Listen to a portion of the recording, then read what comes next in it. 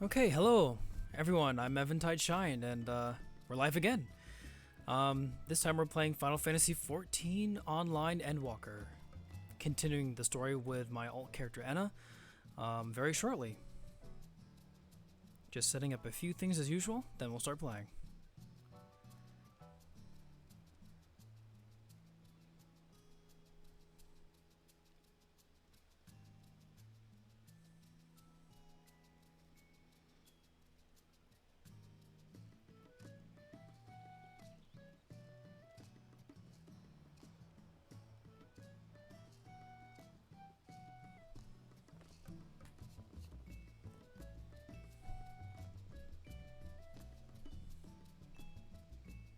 Okay, we are going to switch screens to this.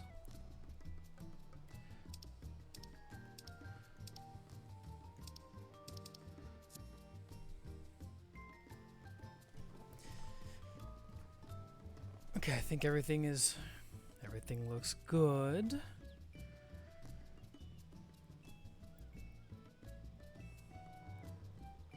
Just gonna fix a few things before we get started. I got a new follower recently. Unfortunately I cannot pronounce it because it's in Korean, but I appreciate the follow nonetheless. Thank you.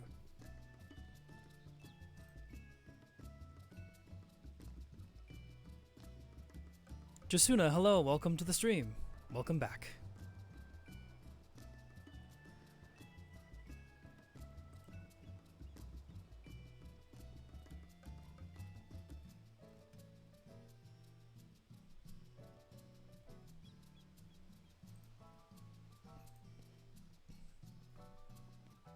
Okay, so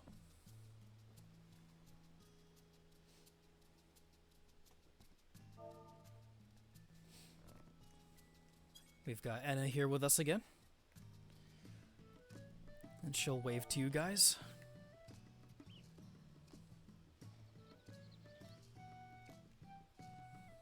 And then, without any further delay, let's pick up where we left off at. So we last left off on the quest called Sea of Sorrow. So we're going to teleport to the moon again. Off we go.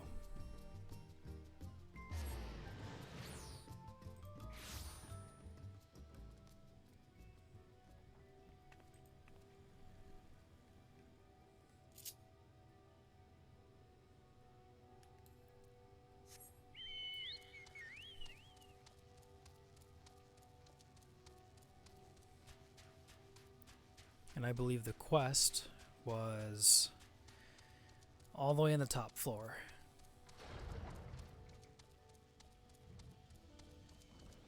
This will be a shorter Final Fantasy stream than normal, because I am streaming with the boys later tonight. Probably in a couple hours actually, so we'll play what we can for now.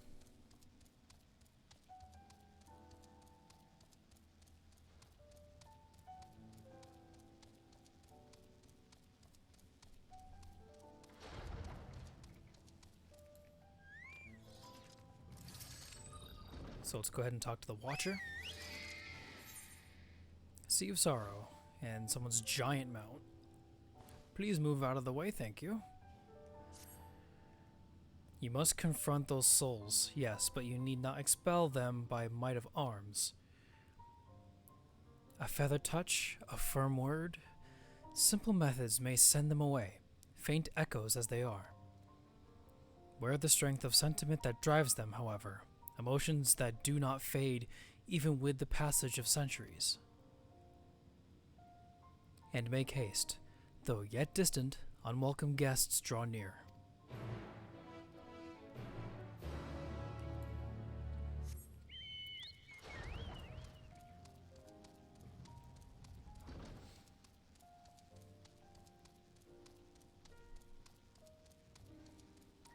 We're going to go ahead and deal with the spirits.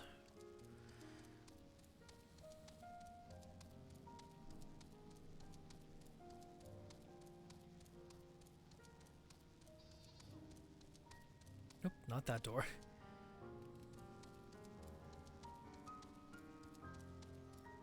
this one.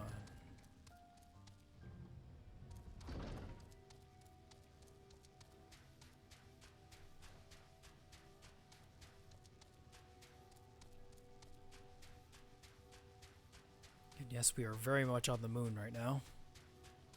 We can see the planet where we came from in the distance over there.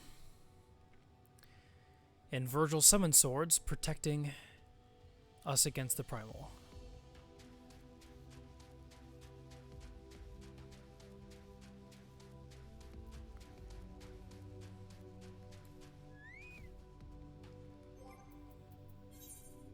Oh, I forgot to get more glacial greens. Actually, let's go do that before we do the quest. So we need to go to Gridania. Ben Branch, I believe.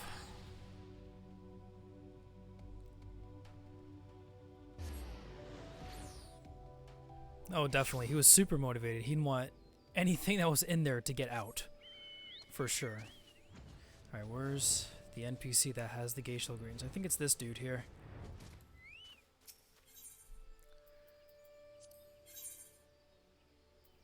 Yeah, here we go. Glacial greens. We use these items to summon our chocobos into battle. Okay, I just bought a bunch more. Now we'll go back to the moon.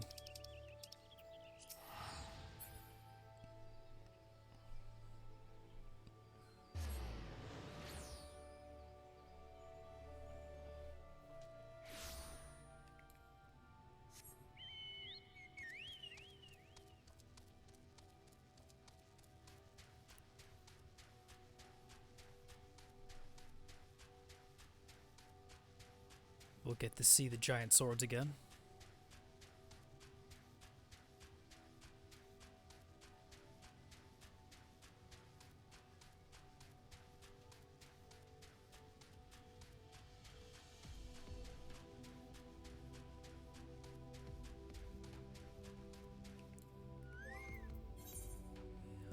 Where were they again? Companion, then summon.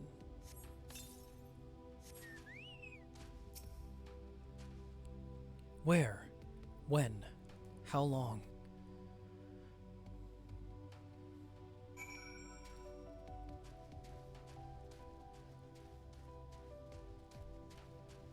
Lapis, hello, welcome to the stream. Good to see you back.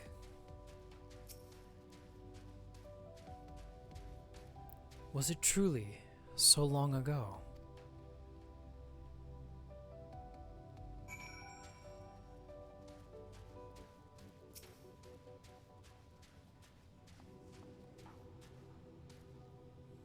We were happy, at peace with the star.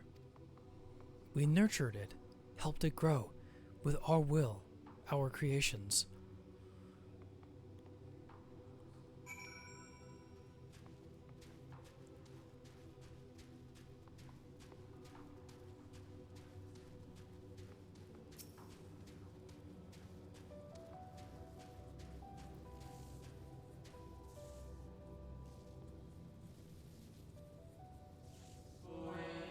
We are the star's beating heart, its life. Every soul a drop of blood flowing through its veins. To live, to learn, to create, to make better. The star flourished, as did we. Do you remember?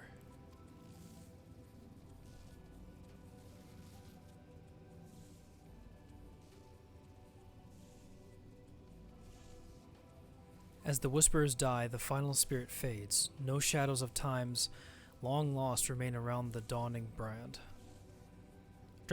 sorry.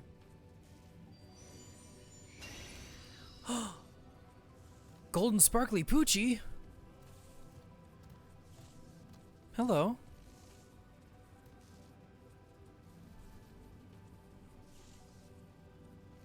An unusually lustrous dog is gazing at you with what seems to be fond anticipation.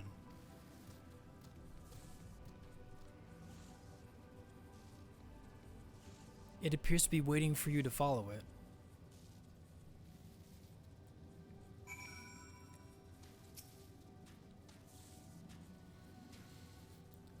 Follow the lustrous dog and try not to fall behind.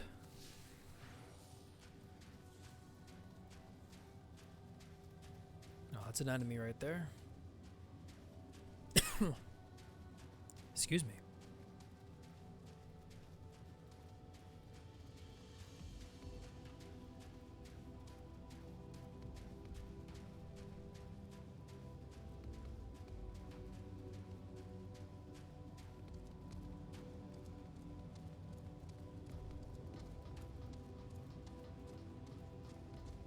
Where are we going, Pooch?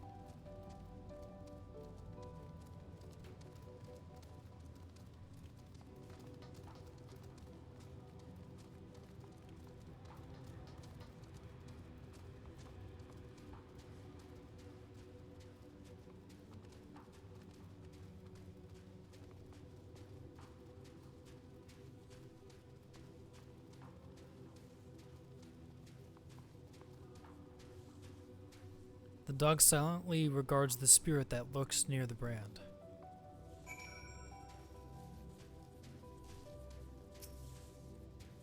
We and the star were fulfilled, wanted for naught, mourned for naught. So why did it have to end? Oh, hello.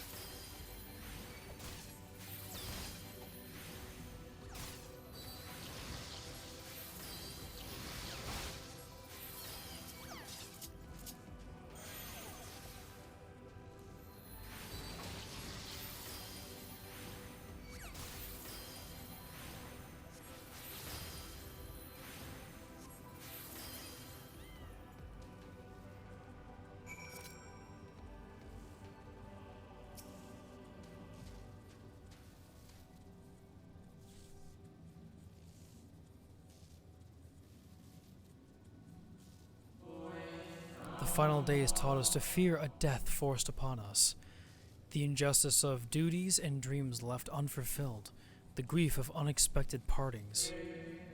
Swift as darkness, cold as ash. Such tragedy, yet no catharsis. Such truth, yet no consolation.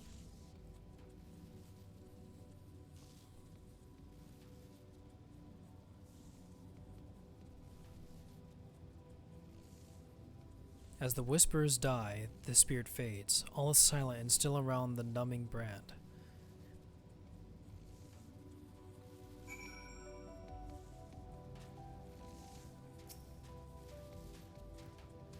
The lustrous dog is once again staring at you expectantly, and who are you to deny it? Follow and try not to fall behind.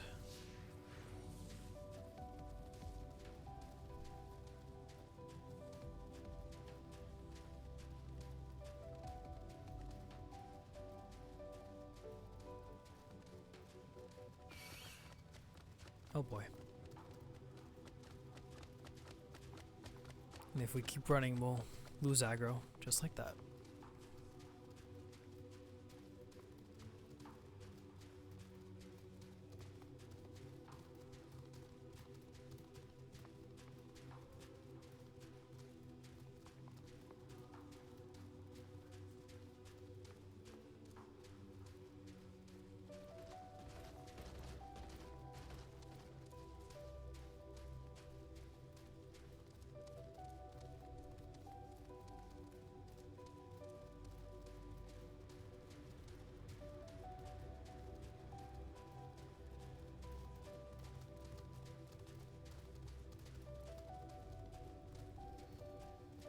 The music is really calming.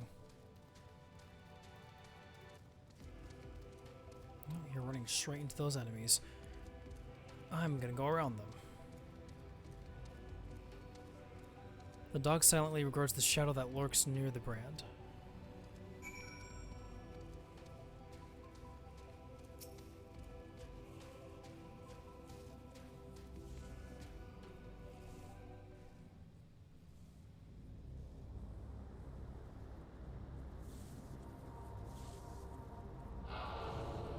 Our perfection came crumbling down. Such overwhelming despair. In that moment, we knew the end was nigh. The faintest glimmer of hope remained. We gave our lives to that others may live. We gave ourselves to Zodiark.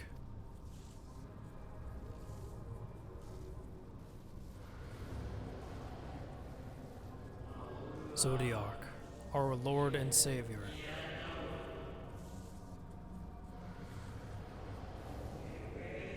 To forge a world anew.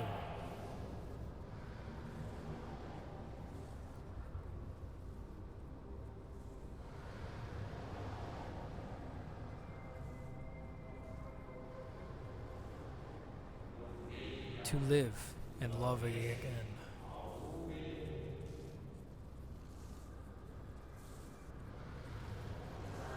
Become one with the star.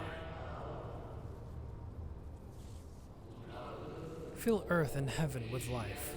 Birth paradise where fear is distant memory.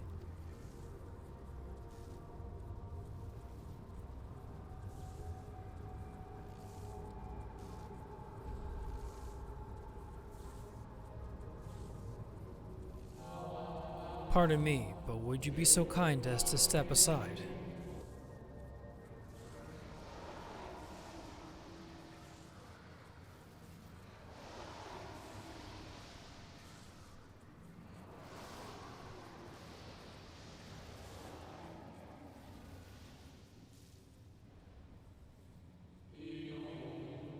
Ah, that unmistakable color, the soul of Azam.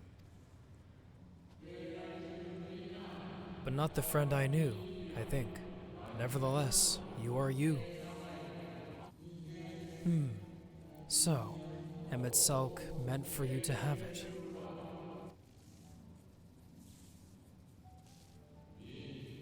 You seem surprised. Why might that be?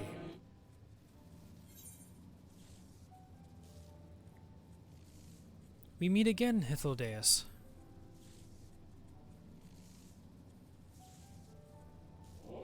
Again? I do not believe I have had the...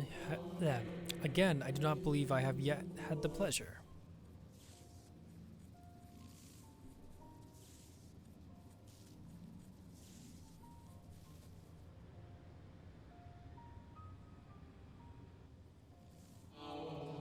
Emmet Salk created a shade in my likeness, and not only me, but all of Amarot? How very like him. A slave to sentiment, even after an eternity. As you may have guessed, I am different from the shade you met before. No mere approximation, but the original. A soul sacrificed to Zodiark.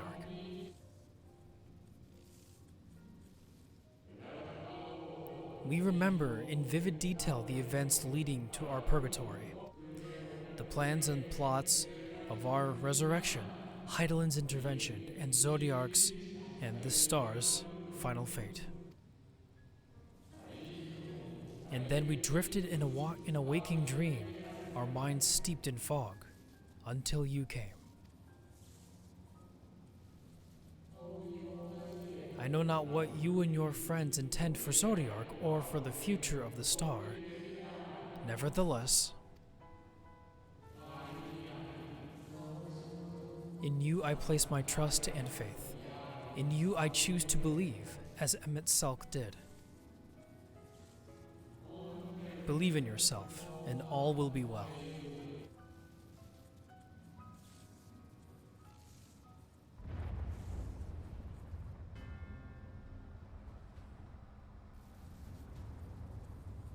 No boy.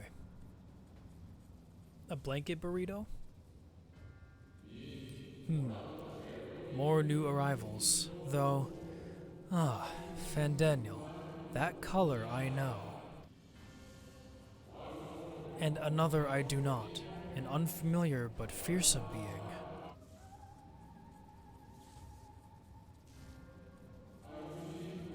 I have kept you from your duty. By way of apology, I will ensure that the shades hinder you no more. Protect the final brand.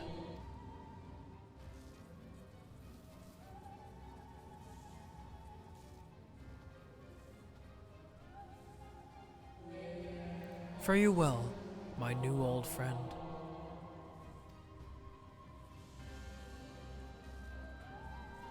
Tofu, welcome to the stream. And yes, we're dealing with Fandaniel once more.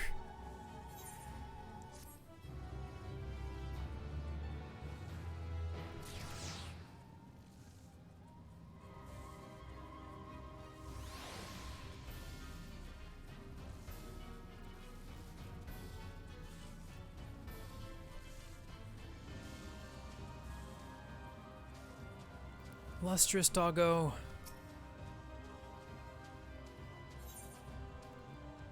New quest, the Martyr. The dog growls, agitated. We must protect the brand. Come on, boy. The dog nudges you with its nose. You get the feeling it wants you to hop on? Ride the dog, yes. We.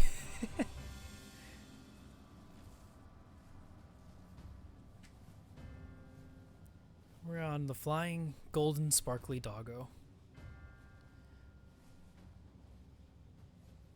We.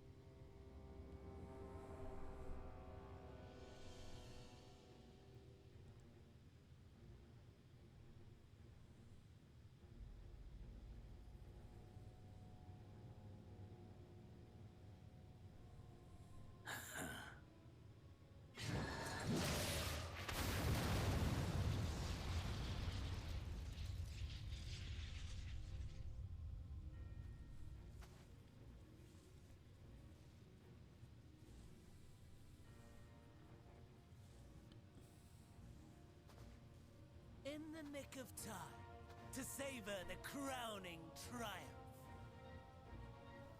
Unbound and free at last. Arise, Zodiac!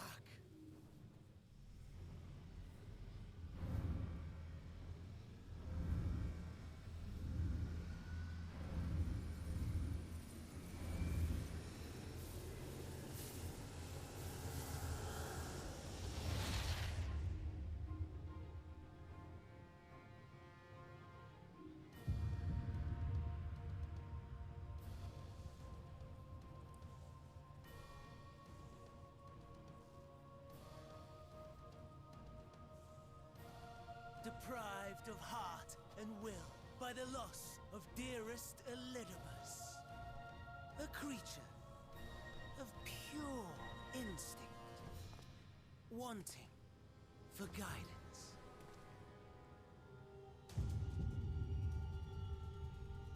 But powerful, oh so powerful, more so with every passing moment. Such potential. Even in this incomplete state.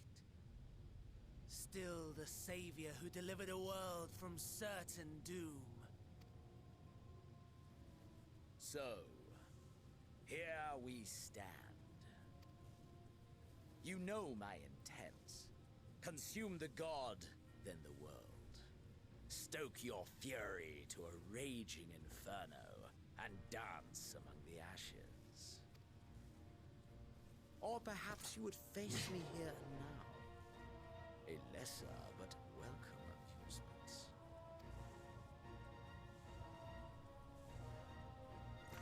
I'm a healer, but Yes, a taste to whet the appetite.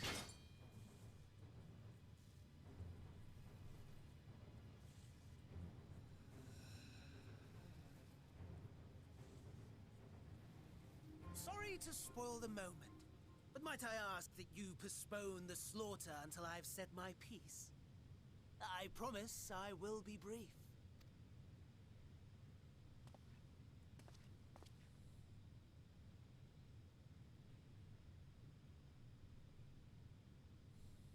Do you remember when I told you that I wanted to die and take everyone with me?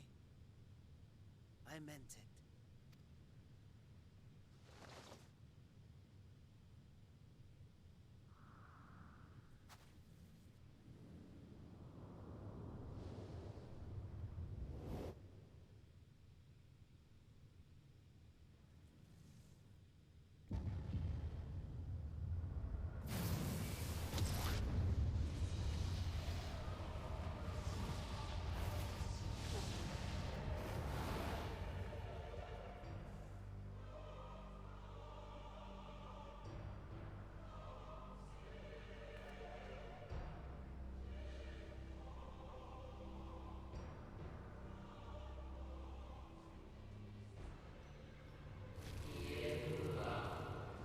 we are the savior. We are the guardian, the keeper of natural order.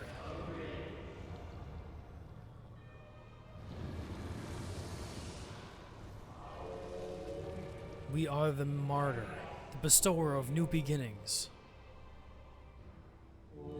We are.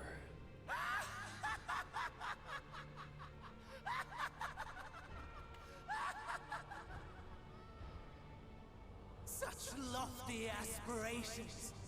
And what sweet irony that the world's saviors will become the agents of its destruction!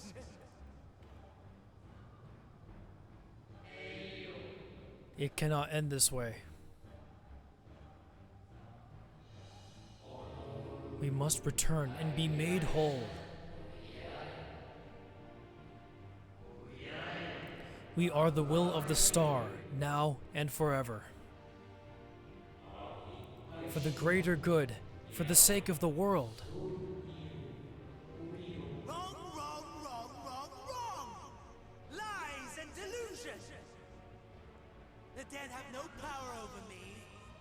You will be silent. Silent as the grave!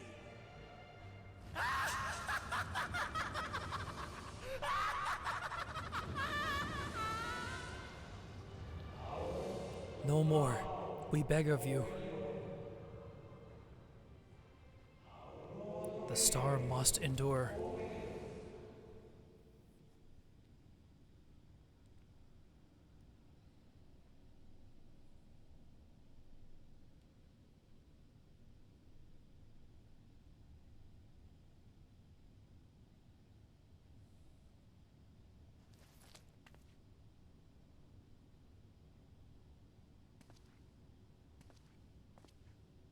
Believe and walk in faith. Let the light of your soul shine for all to see. Not quite the outcome you'd imagined, but a fitting one nonetheless. Don't you think so, Hades?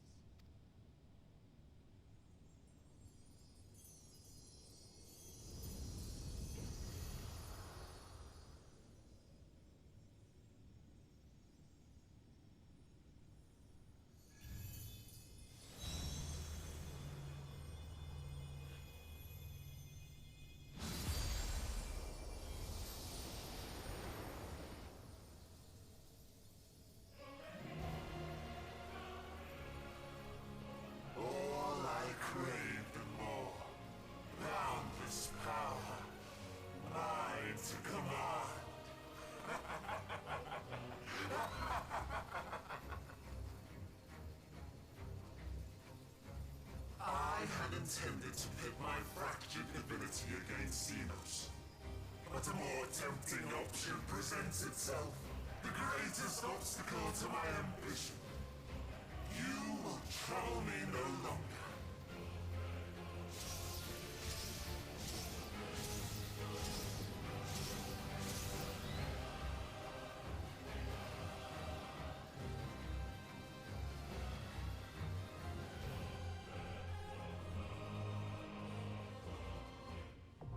The Dark Inside now available. So this is a boss fight. It's a trial.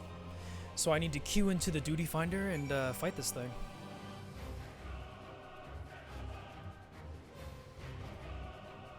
I'm gonna see if any of my friends are on at the moment. No, just Los, but he's AFK. That's okay.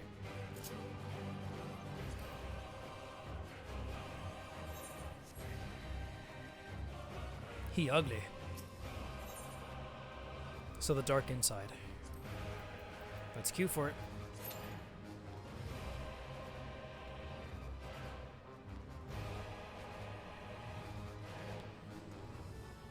So it says less than 5 minutes, so we should be able to be in this fight in no time.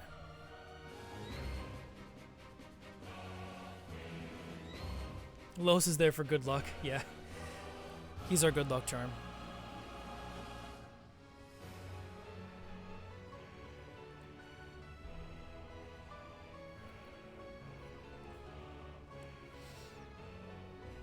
I like the summoning circle we're in too.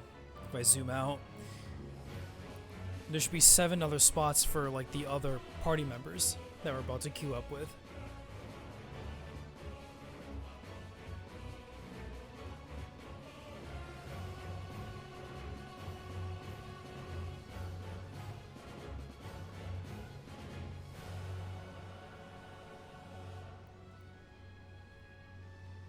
Let's see.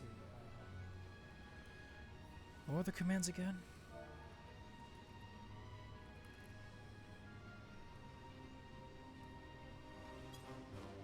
Nope, not that. Is it this one? Yeah, there we go.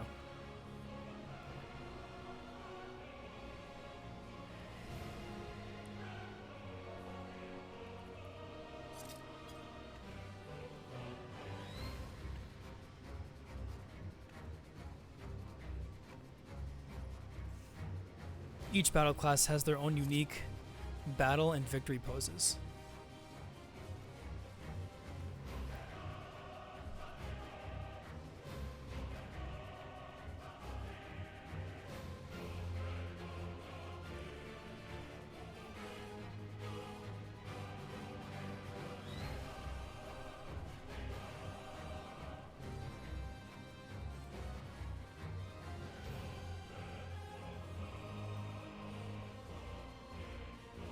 So we're just currently waiting for this thing to queue.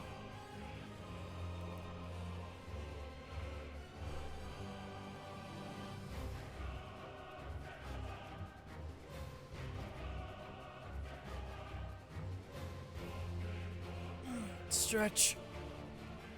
Ugh.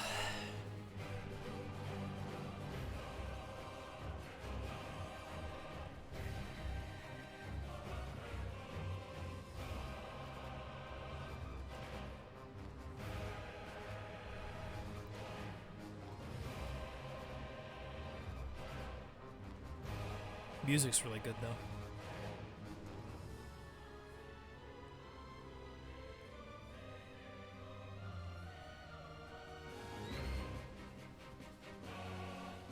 Hope everyone is having a happy new year.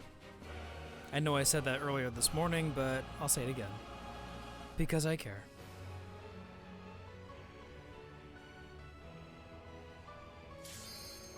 And there it is, the Dark Inside.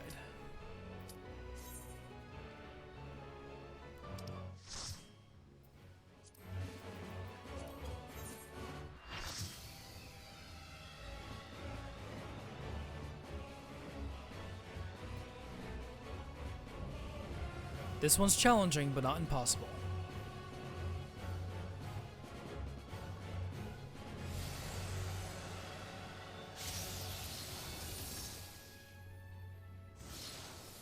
Establish astonishing connection. All creation shall bend to my will.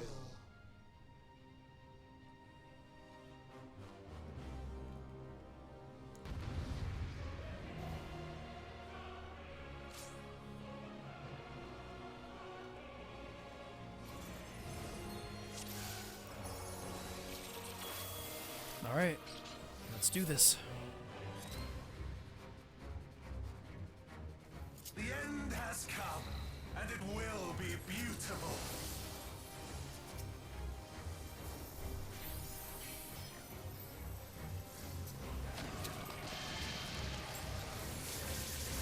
The marvels of circus were the playthings.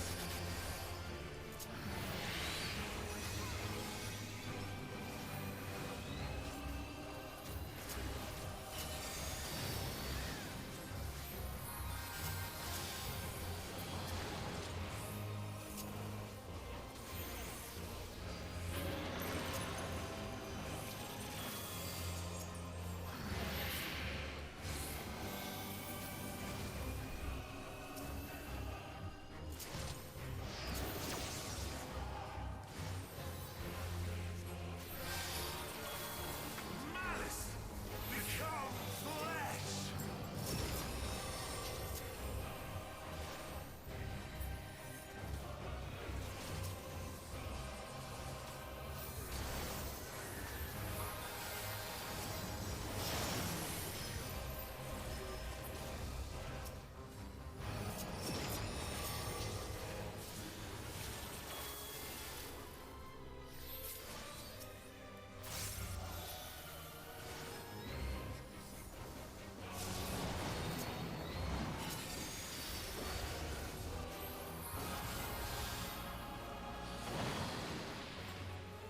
Will you live to see the end?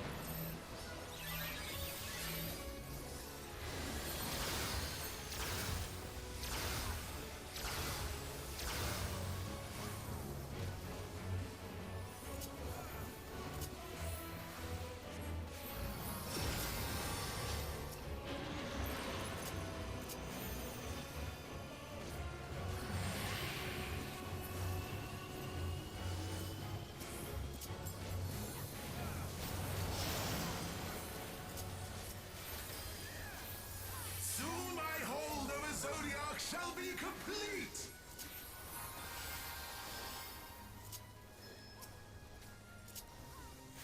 Mine! All mine!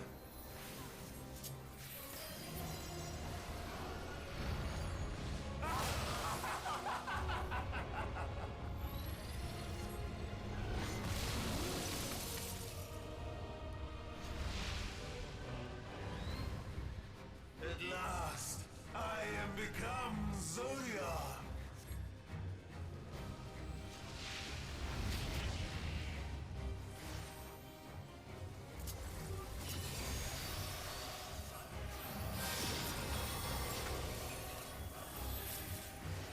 The natural order overturned!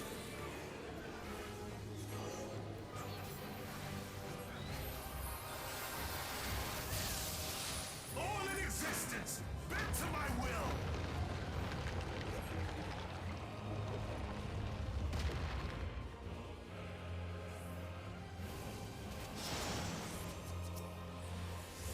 My life's work! My masterpiece!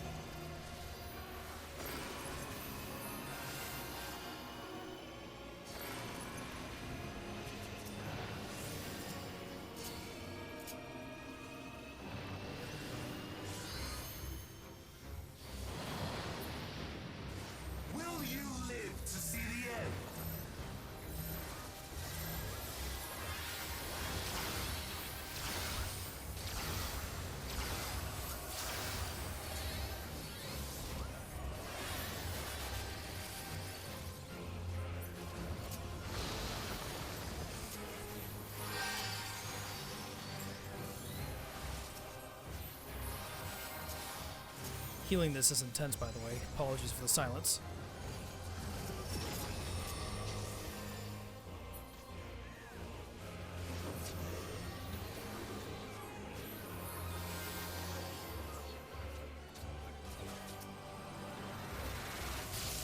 All in existence, bend to my will!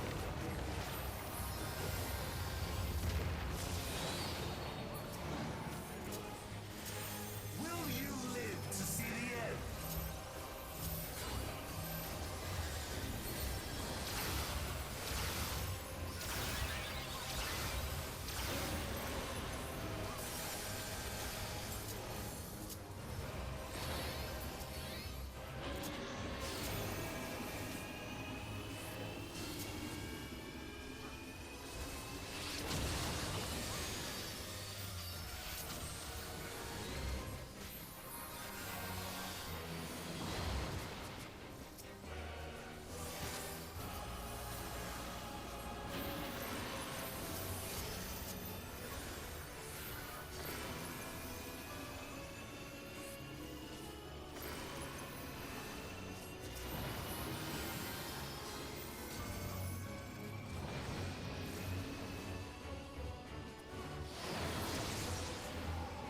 Will you live to see the end?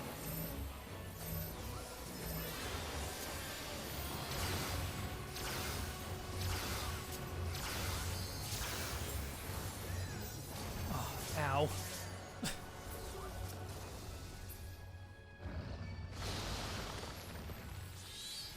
I died.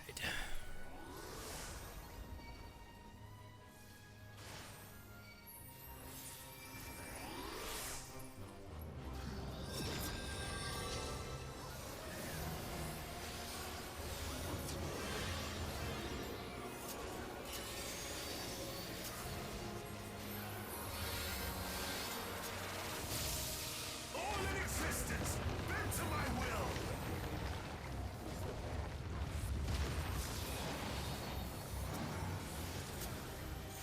Will you live to see the end?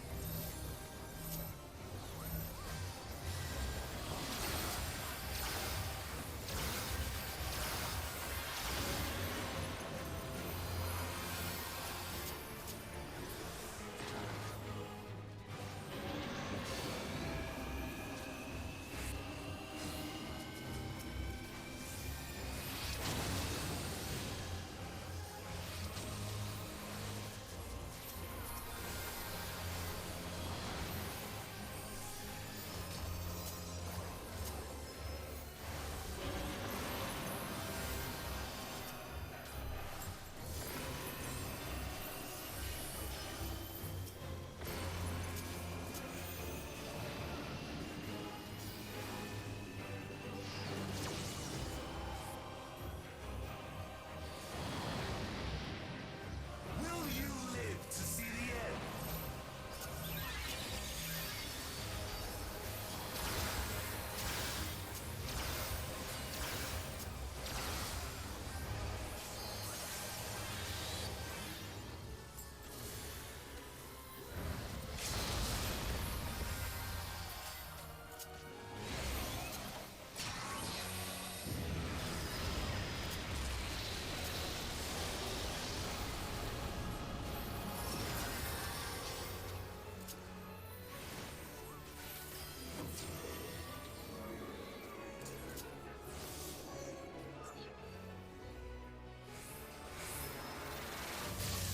All in existence, bend to my will!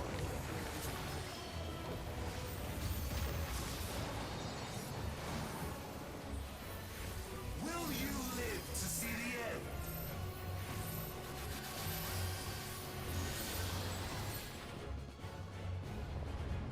There we go. Is this the limit of your power? Is this how it ends? Healing that is really intense.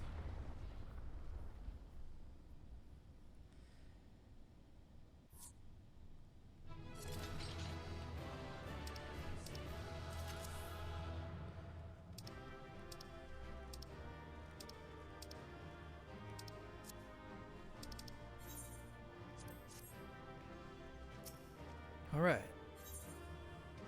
And now, yeah, exactly, he's taking a big, long nap. Oh, and I got a bunch of commendations, too. Commendations are like virtual high fives from other players.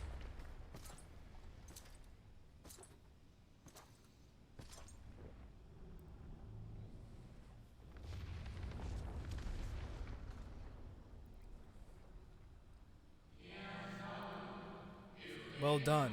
My preparations are complete, and I stand ready to seal Zodiark once more. Withdraw now from this place. The teleporter will deliver you to safety. Oh, my throat made a funny noise there.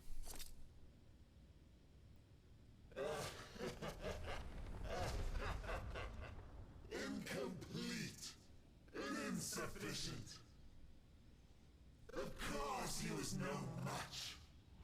And yet you were so confident, my guy. Once again, you have left my best laid plans in ruins. Yep. Every time. And played your role to perfection. Thus, sealing my victory. Huh? What you talking about? Uh-oh. From the first, all I wanted was for you to kill Zodiac. 'Twas but one of many methods to achieve the desired effect. 'Twould have been the same had Xenos died in my place. But what better and more satisfying way to ensure success than to take control myself? What a sleazebag. My sole regret is that you live to tell the tale. Even so, I have fulfilled my heart's desire.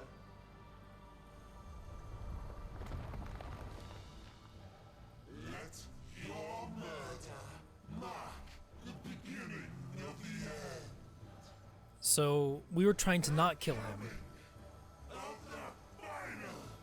But then Fandano's like, hey, I'm gonna kill him instead because the deities of light and darkness balance each other, and now with the deity of darkness gone... Oh boy.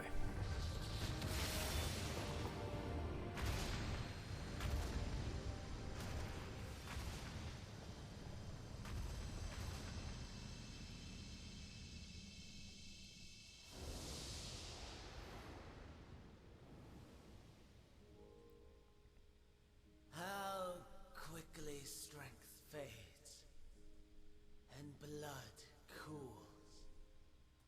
Old familiar sensations.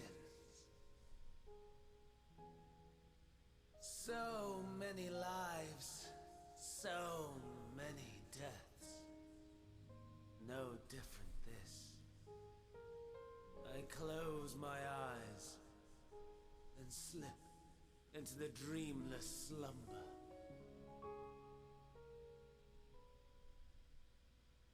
A tired song and dance. Routine. Always I wake. I love how they're trying to make us feel bad now for Fandaniel, but, you know, Not that's this time. just not gonna happen. Nothing left unsaid. Nothing left undone. Inherit my hell. I intone with glee.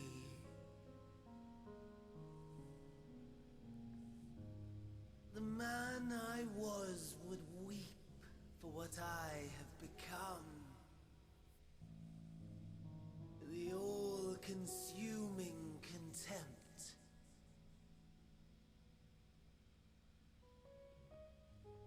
But I've the wisdom of 10 millennia to justify my answer to the question. No value in their existence. Not a whit. For all that I looked. Yep, no redemption, None just retribution. that I did see. A final chance then. Eidolon and her faithful. In Cataclysm, prove me wrong. I sneer. This is the longest death monologue I've heard. All shall return to nothingness, as was your will, Emperor Sunday. I, the star, and every living being, consigned to your oblivion.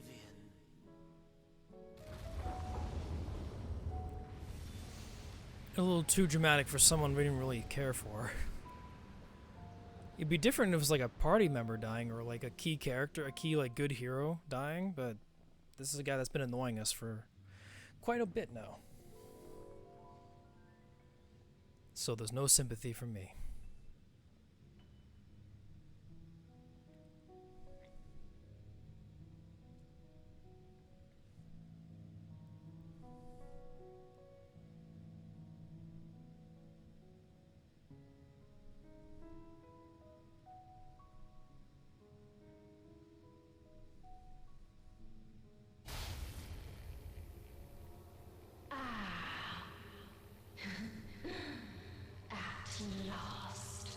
Oh boy.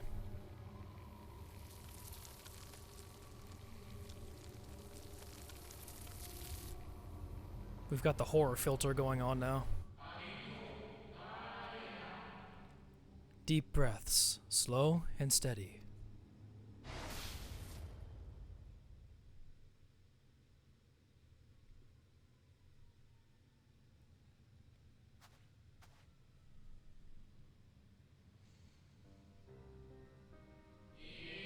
You saw it too, yes? The blue star below, throw into turmoil.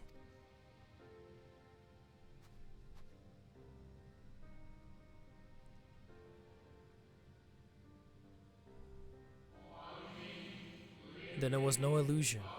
All was truth. With the death of Zodiarch, the laws of nature over which he presided have begun to unravel. The final days are upon us. What you witnessed was an omen granted by the Echo, a vision of the horrors to come.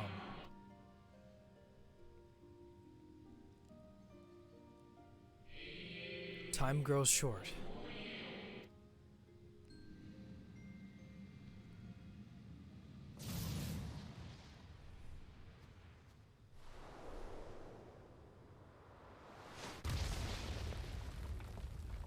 Oh yeah, I forgot about you. Not now, my guy.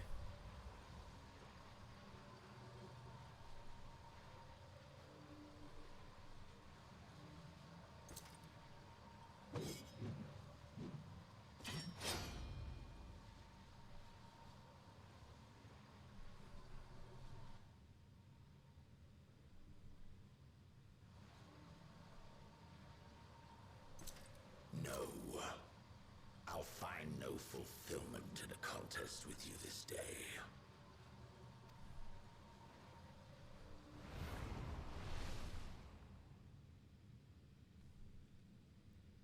Slavering beasts gather at your gates, ravenous and eager. Already you turn to them and away from me. Well, of course. I must go forth once more in search of power far beyond the might of Shinryu. Power to make your heart run over with rage. For the eldest of primals was a betrayal of promise. A pathetic creature incapable of inspiring true despair. That's what I crave. Pure, unadulterated despair.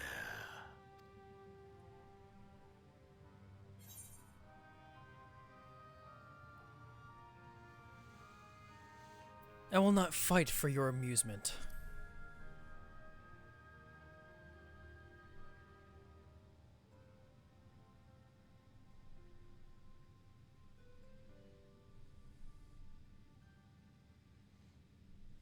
shall see.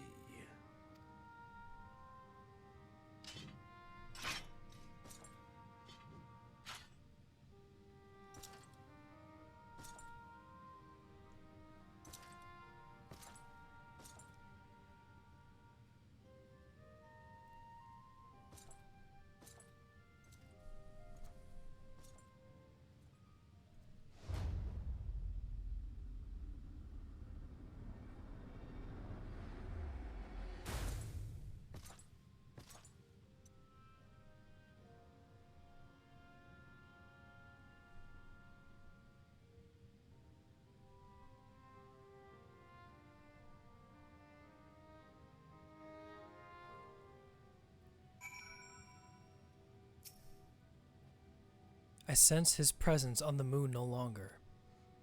If you need not follow, then I beg you stay and listen to what I have to tell you of Zodiark and the end of all things. Achievement unlocked. Rise up through the night. Next quest, In Shadow's Wake. Before we speak at length, I believe a change in surroundings is in order. I have more than ill tidings to share, you see. I sensed others arriving not long ago. Though my communions with Heidelin have grown infrequent, I have learned enough from her to know these are your comrades. And as luck would have it, they have already reached my abode. Come, let us join them.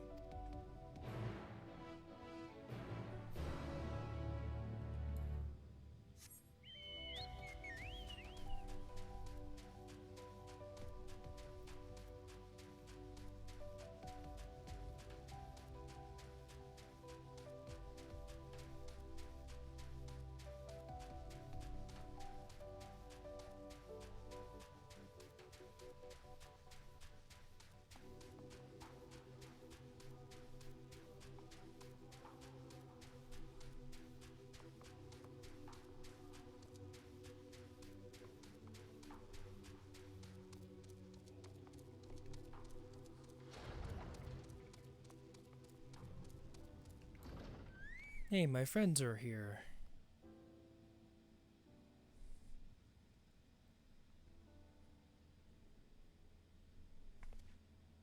Thank goodness you are unharmed. We did what we could to subdue the Tempered before making our way here. Not without casualties, unfortunately. Some few detonated explosives, killing themselves and others. The Conagant's healers had their hands full tending to the injured and enthralled when we took our leave. Lest you wonder, Mistress Kryl hath also been delivered unto their care. Serving as a conduit for Heidelin's power hath taken its toll, but she will recover in due course. As for Alphino and Alize, they insisted on remaining in Garlemald, while we three rushed to your aid. It appears, however, that matters here have already come to a conclusion.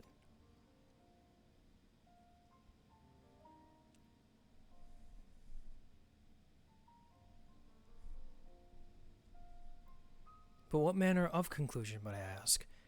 And is this the ally whom Heidelin bade you seek out? He is not unlike the shades of Emerald. Not unlike, perhaps, but not the same. I was created by Heidelin, together with this place. It has ever been my duty to keep vigil over Zodiark, or rather, it was my duty.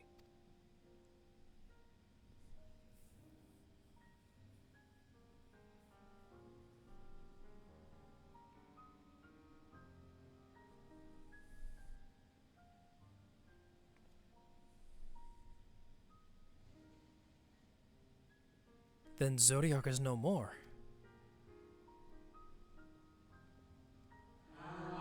And not without consequence, I am afraid, for now the delicate weave of the star, preserved by his presence, will begin to unravel.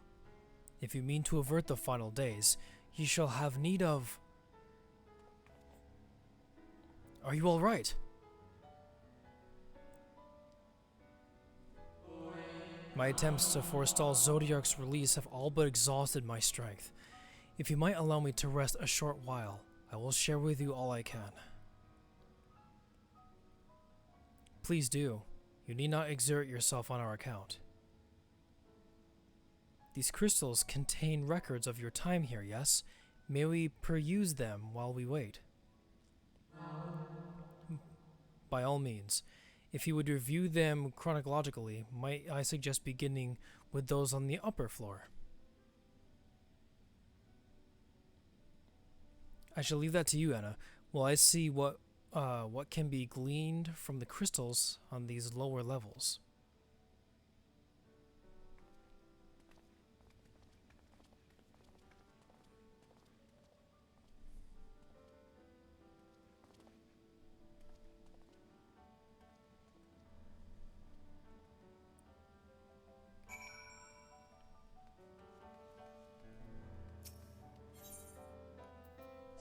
Let's go ahead and repair our gear, first and foremost.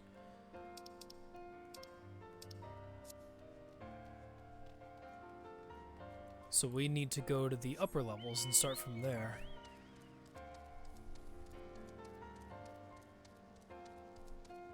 There should have been an elevator or something.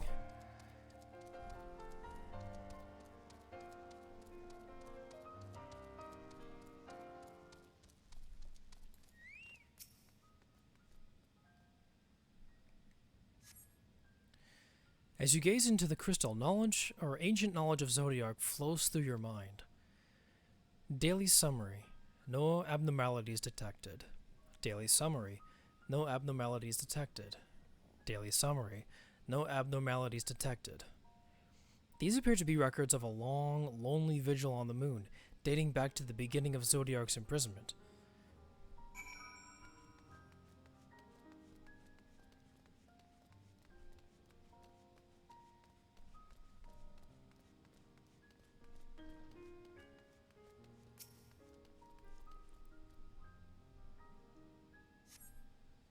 You gaze into the crystal. Knowledge of the past calamities flows through your mind.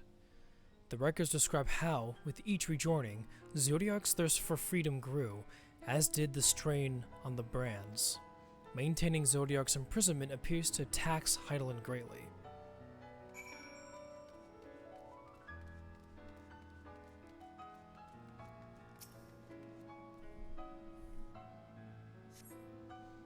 As you gaze into the crystal, knowledge of the past rejoinings flow through your mind.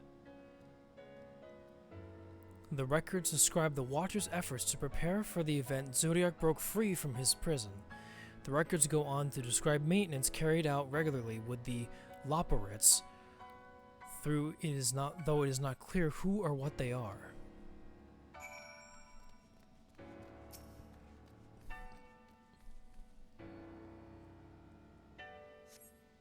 As you gaze into the crystal, a record of an unexpected visitor flows through your mind. The records note the Watcher's musings when Elidibus is spotted on the moon, though clearly not for the first time.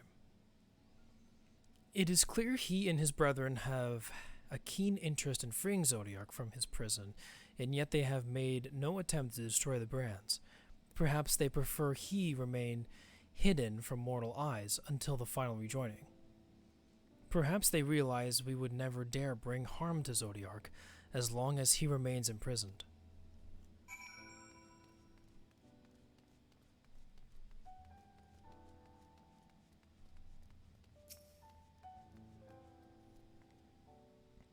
Did you learn anything of import?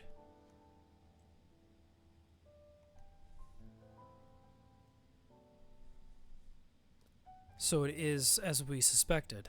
Maintaining the brands requires a great deal of her energy and focus, and this cost has grown higher with every rejoining. That would explain why contact with her has become rather infrequent since the 7th Umbral calamity. I too made a rather startling discovery. This heavenly body we know to be the moon was in fact created by Heidelin. When the Watcher said he was created together with this place, I thought he only meant this facility. Truly, Heidelin's powers are far beyond anything I could have ever imagined.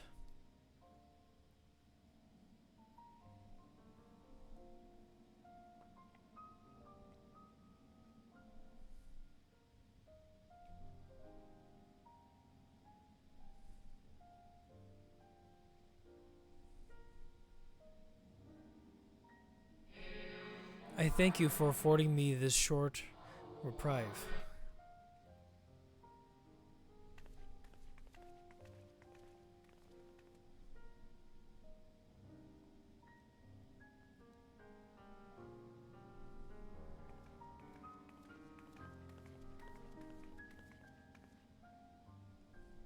It is we who should thank you. The records stored here are nothing short of extraordinary. There is much we could learn of Zodiac and his imprisonment, but perhaps you could offer us more focused guidance. Pray, tell us of the calamity that came before and comes now again.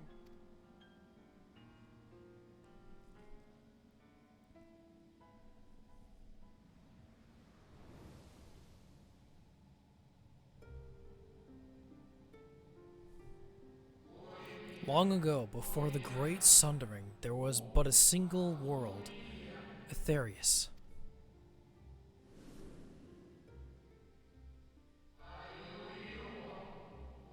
One day, from within the earth, a terrible cry issued forth, affecting a profound change in all manner of life. We were not exempt. Our creation magics ran rampant, giving shape and form to thoughts of hopelessness and despair.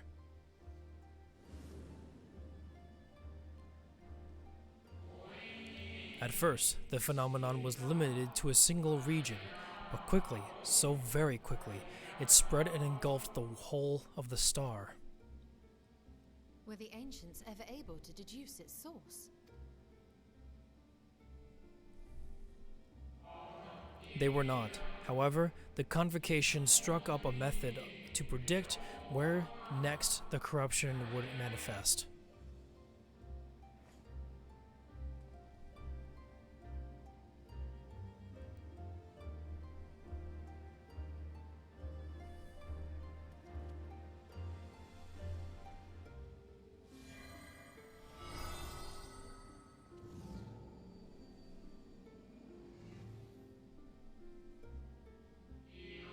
The etheric energies which flow through all of creation in the form of various currents.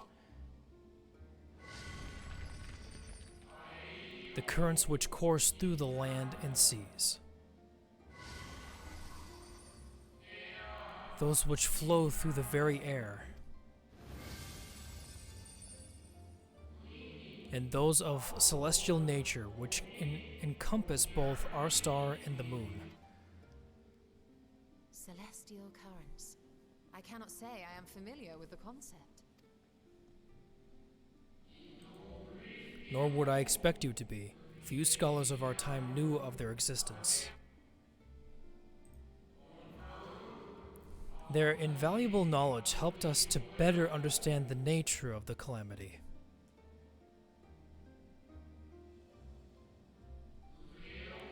Like the terrestrial ones of earth and air, the celestial currents form a vast network, but the ethereal distribution is not consistent. The convocation soon realized that the inciting incidents occurred in regions where the flow was weakest. Correlation without clear cause, ultimately. Nevertheless, on closer study, a stagnancy of ether was observed in nearby currents. And so they sought a means to harness the forces of darkness, of activity and growth. Thus was Zodiac conceived. No less a power than a god's could set right the laws of nature and quicken the flow of ether within the star. Precisely. With the advent of Zodiac, our end was averted.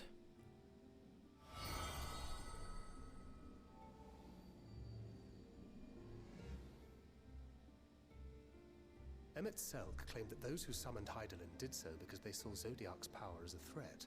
Is that true?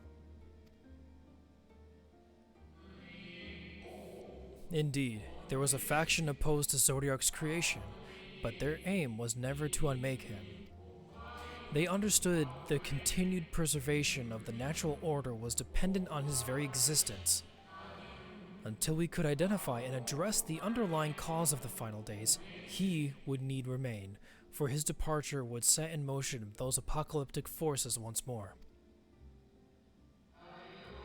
Hydaelyn recognized this as well, and so, rather than destroy, she sundered Zodiark herself and the star into lesser reflections, that she might confine him in this place.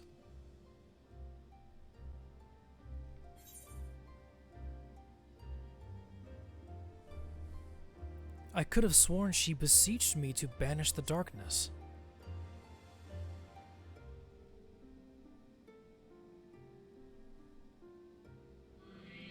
Perhaps she did, but as with all things, intent is not always in accord with spoken word.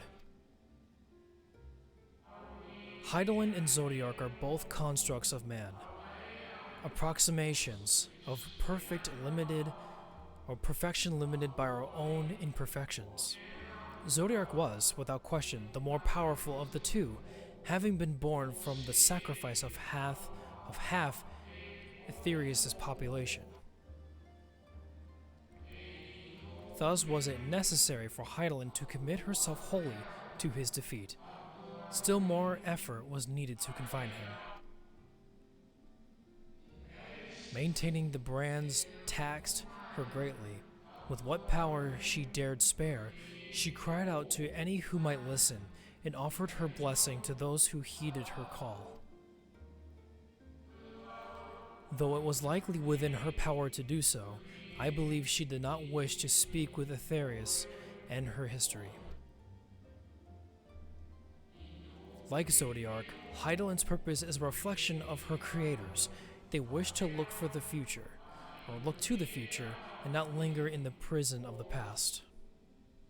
The Ascians set in motion 7 rejoinings before we came to oppose them. How many more worlds would have been lost had we not placed our faith in her? How many more souls living in the present would have been snuffed out for the sake of those long dead?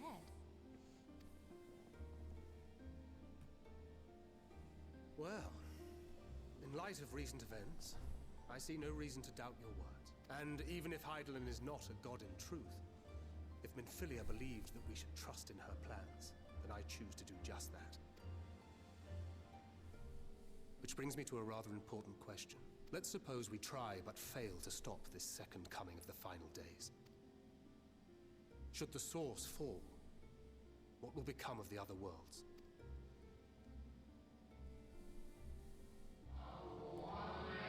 The nomenclature is more fitting than you know. Bring ruin to the source, and its reflections will share in its fate.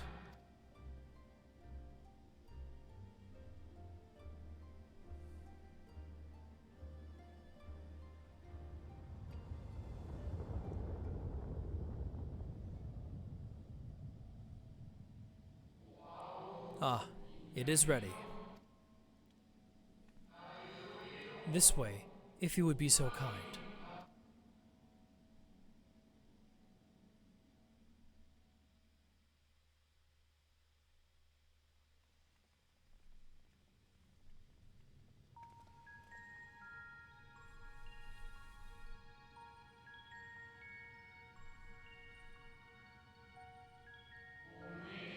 A beautiful sight, is it not?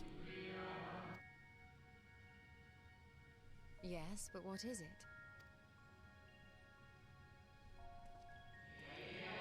Hydaelyn knew better than any that her power was not absolute.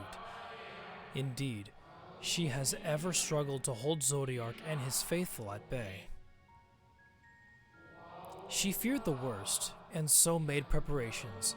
In the event of his demise, there would be a contingency. This moon is more than a prison. It is a vessel capable of bearing the people of Aetherius to safe harbor.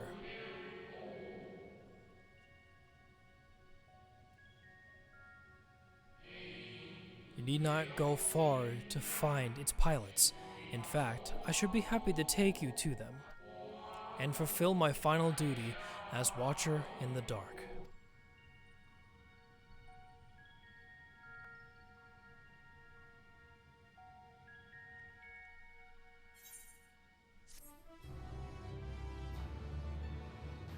Quest complete.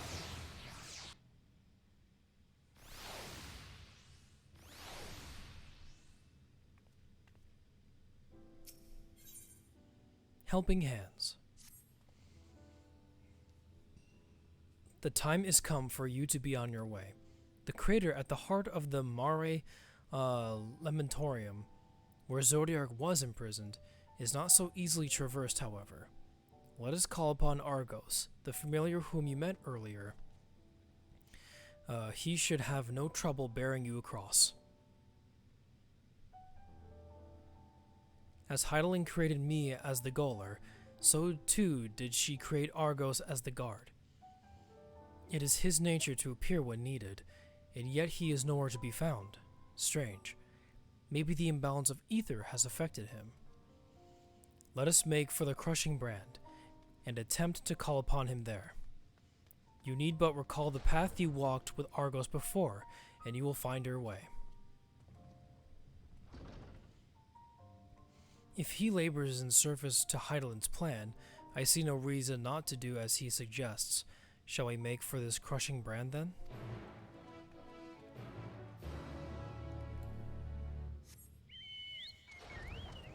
Okay, now we gotta go on for a walk.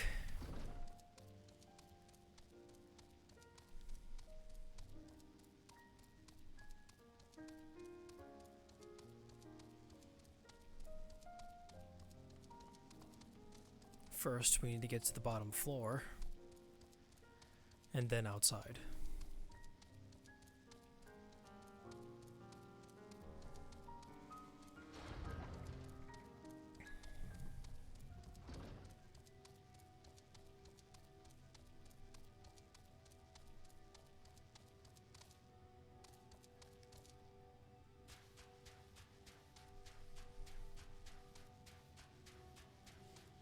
So now we just need to remember where the golden doggo took us.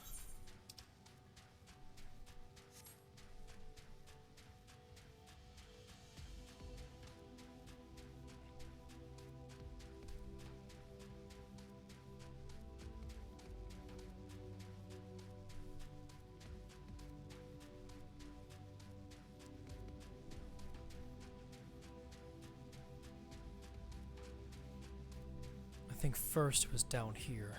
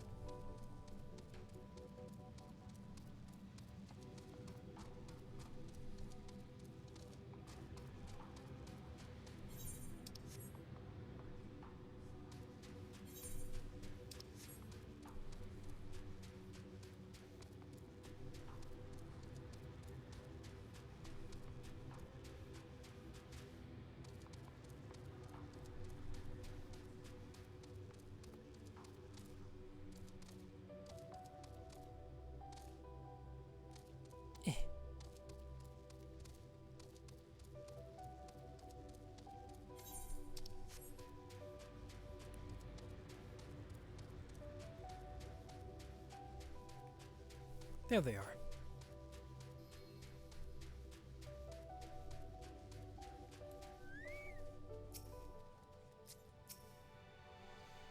The place we seek is just ahead, at the Chlorophosgrot. You see, Argos cannot manifest without sufficient concentrations of ambient ether. You would be hard-pressed to find a greater confluence than inside this cavern. Follow me.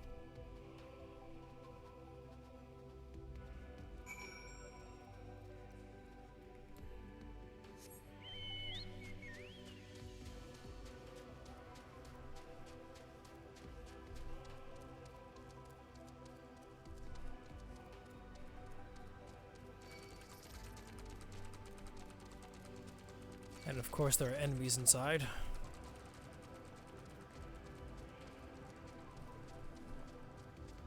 Hold a moment while I shake them off. Okay.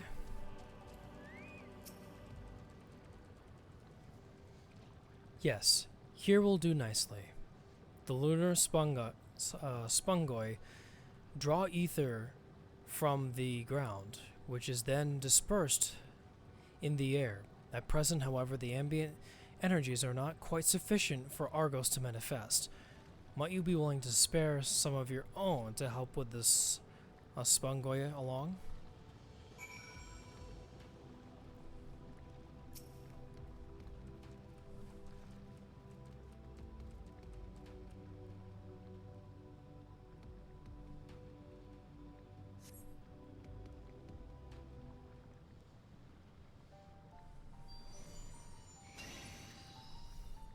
Yay.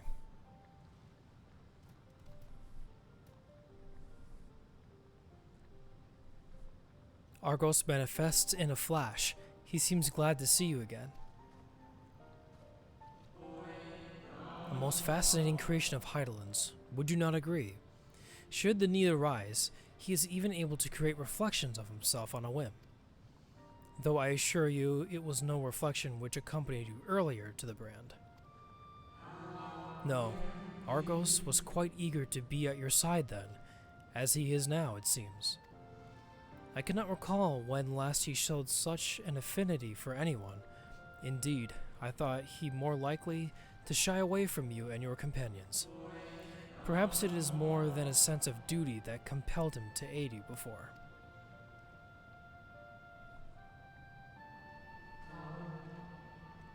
As for your companions,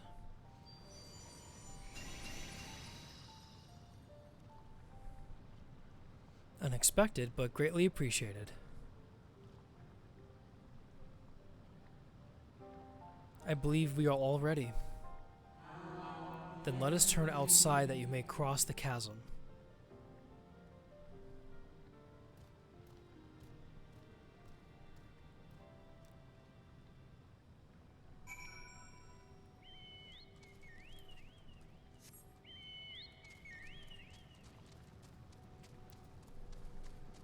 Looks like I'm on the same quest as this other player here.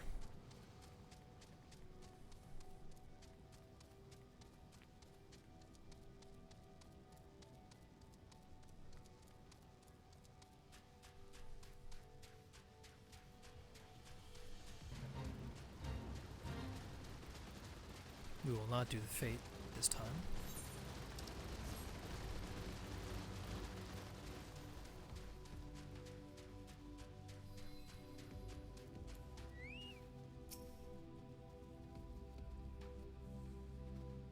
Your destination is the structure there across the Cradle of Darkness. But climb onto Argos' back and he will take care of the rest. Once you arrive, it should not take long to find the ship's crew. The facility is designed to rouse them from their slumber in the event Zodiark's destruction. Heed their counsel. Together you may guide the star and its people to a kinder fate. This is where we part ways, but know that I shall ever be watching and praying for your success. Our allies' assurance notwithstanding, we cannot be certain of what awaits us on the other side, so perhaps it would be best if we did not go all at once. I propose that two of us cross while Thancred and Unyange wait here. Let's go. Onward! A malefic ether yet permeates from the crater, remnants of Zodiark, most like.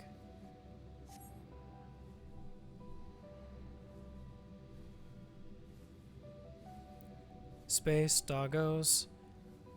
Riding on space doggos.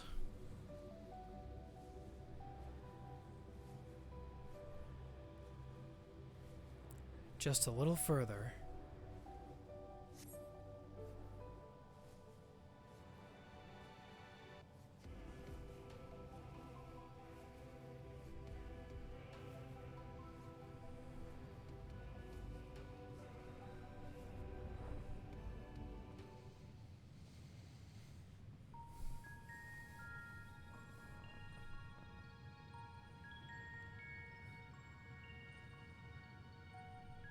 This structure is enormous, though that is hardly surprising given the size of an average Amaradine.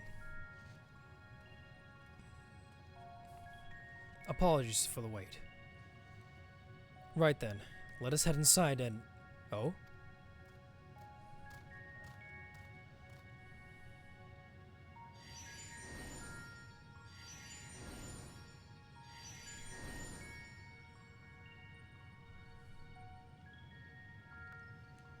Most intriguing. A means by which he conserveth energy, mayhap? Well, I certainly wouldn't want him to blink out of existence on our account, helpful as he's been. Thank you, Argos. We'll take things from here.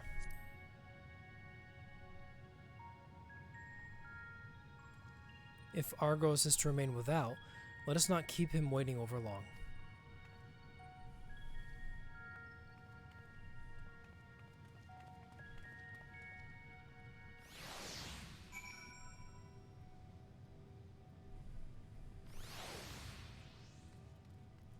So let's go ahead and enter this giant door.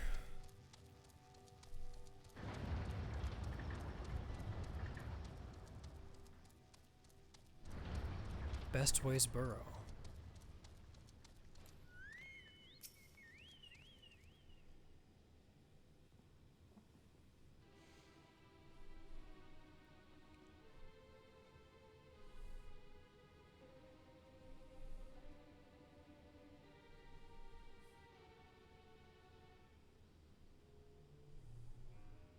Our moonship pilot should be around here somewhere. Is that right?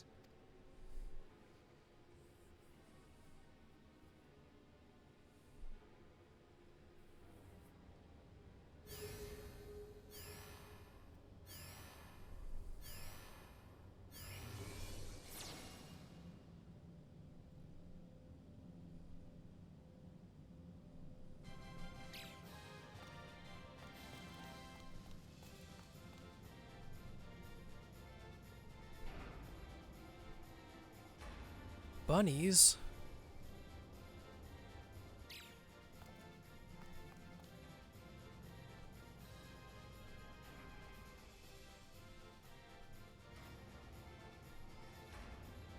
There are so many.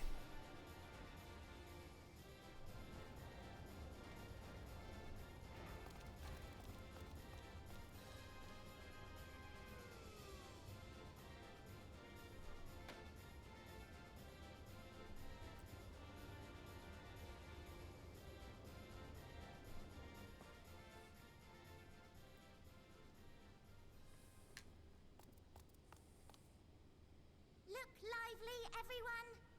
I know, this 1243rd inspection is a mite ahead of schedule, but it is of the utmost importance, for Zodiac, alas, is no more. As of now, our mighty moon has a new purpose, to bear the people of Etheris to safety. Our time has come, my friends!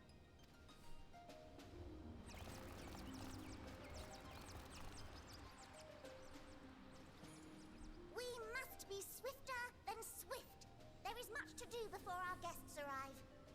I expect your workstations to be immaculate, and don't forget to relay our signal to Etheris. Questions? Yes? No? Maybe so?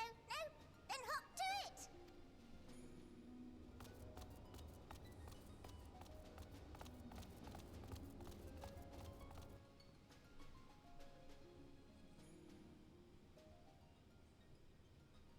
Tis a rather curious crew she hath chosen. Their endearing forms intended to ease the passengers' hearts, perhaps. Perhaps.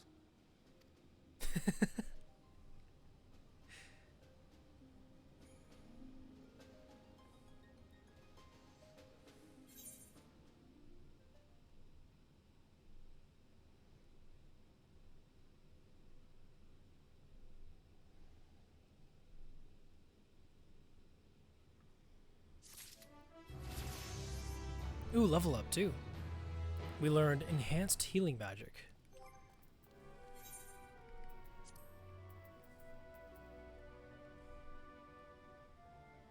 Oh, okay, just increases the healing potencies of all my heals. Cool.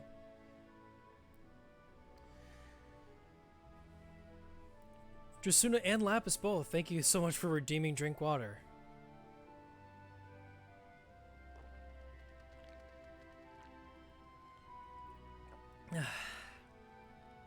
The bunnies are cute, aren't they?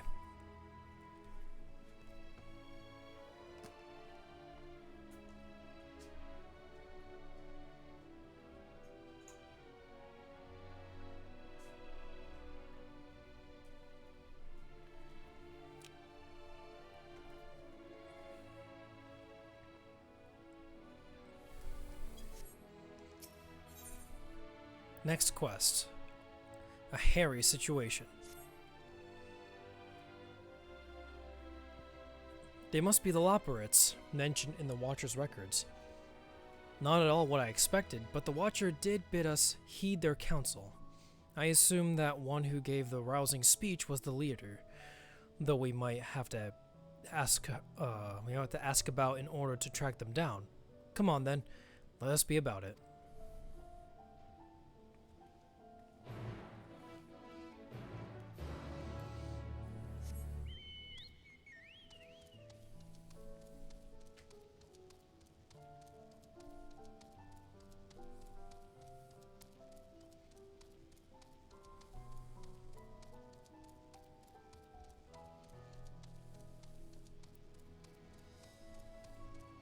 First things first, we're going to attune to the Aetheryte in the middle.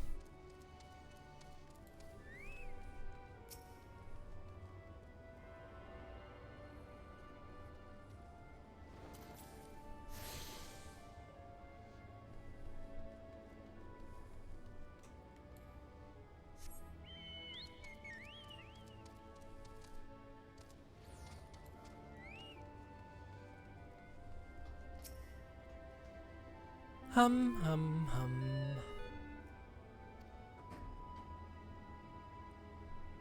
The leader of the crew? Not me, I'm afraid.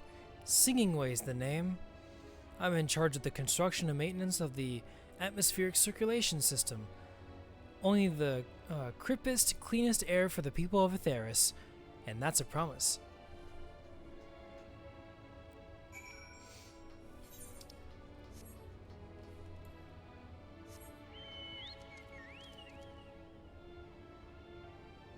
Yeah, that's true. The minions are just always happy to be around.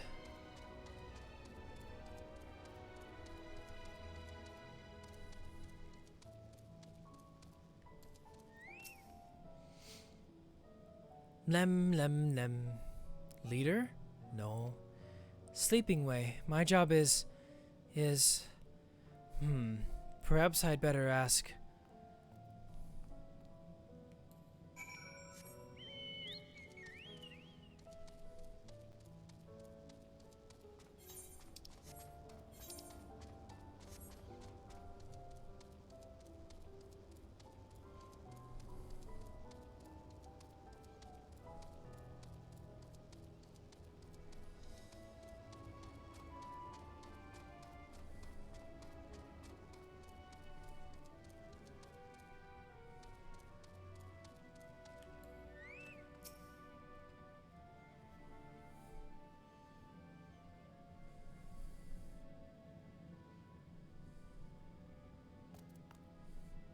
What? How in the... When did you get here? Who let you in? Why wasn't I told? Take me to your leader. Were you the one giving orders earlier? Me? Oh yes, of course. As the only one around here capable of doing anything properly, it falls to me to take charge of the others.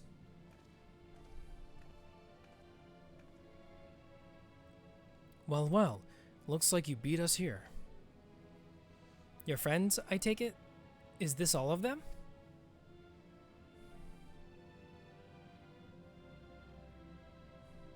A group comprised entirely of children. What must their parents be thinking? This isn't a nursery after all, though perhaps we should build one. Or did we build one already? No matter. You needn't worry your pretty little heads. All will be well, I promise. But goodness me, we shouldn't be standing here about gawping. I must take you to meet the others.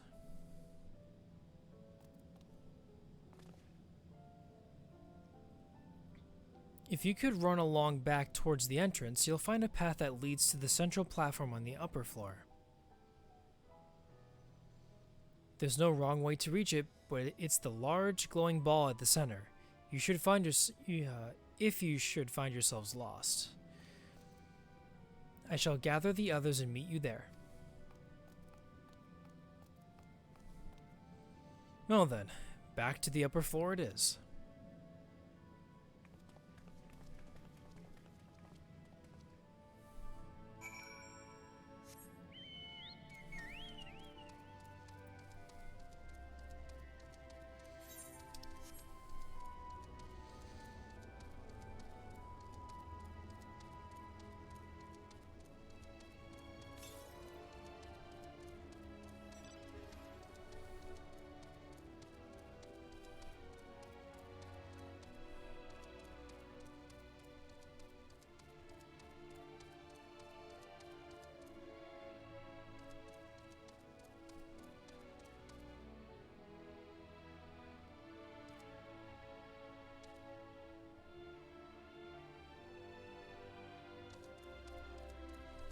Oh, they're over there.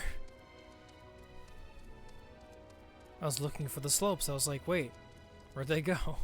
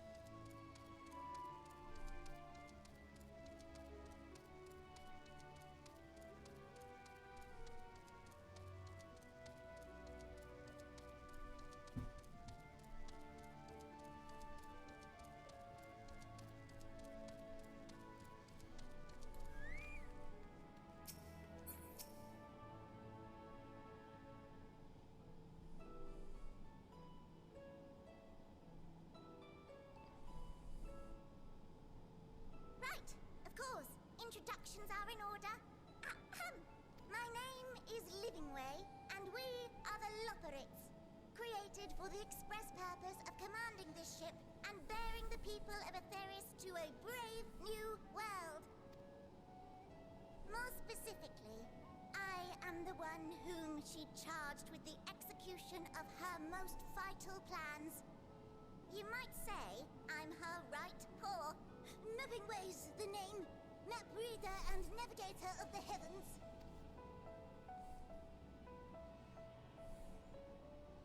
Pleasure to meet you all, but I'm still trying to make sense of this. Confusion and bewilderment are completely understandable. Fear not, I shall walk you through it. The people of Aetheris, through no fault of your own, I'm sure, set in motion a series of events that, unfortunately, culminated in Zodiac's obliteration. Acutely aware of the imminent crisis, your parents said to you little ones, on ahead while they began the necessary preparations.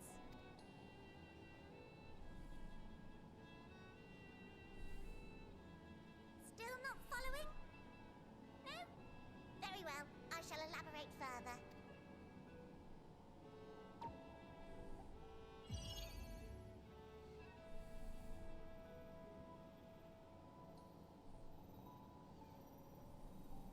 Here, we have Aetheris, your home, and the moon, where we are now.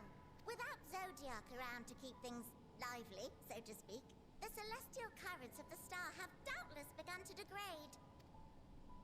A calamity of apocalyptic proportions will be visited upon Aetheris, bringing an end to all life.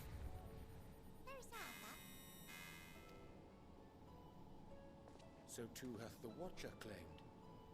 By thine unperturbed countenance, I gather this eventuality was anticipated. The doom and gloom. Oh yes, quite expected. Imagine, if you will, that Atheris is a delicious carrot that I've forgotten to eat and left out in the midday sun. The most earnest wishes or prayers will not stop it from rotting to the core. So sadly, there's nothing to be done but to abandon said carrot, Atheris, in case the metaphor is lost on you, to its grisly fate. And this moon will serve as the vessel to deliver us to a new home. Just so! We will gather up as many people, supplies, and resources as our stores will hold. And then, once everyone is aboard, it's off to another star. Easier said than done, admittedly, for one does not simply hop from star to star on a whim. Which is precisely why we've spent countless years constructing the most propulsive of propulsion systems. We ought to make it to our destination in 2 shakes of a rabbit's tail.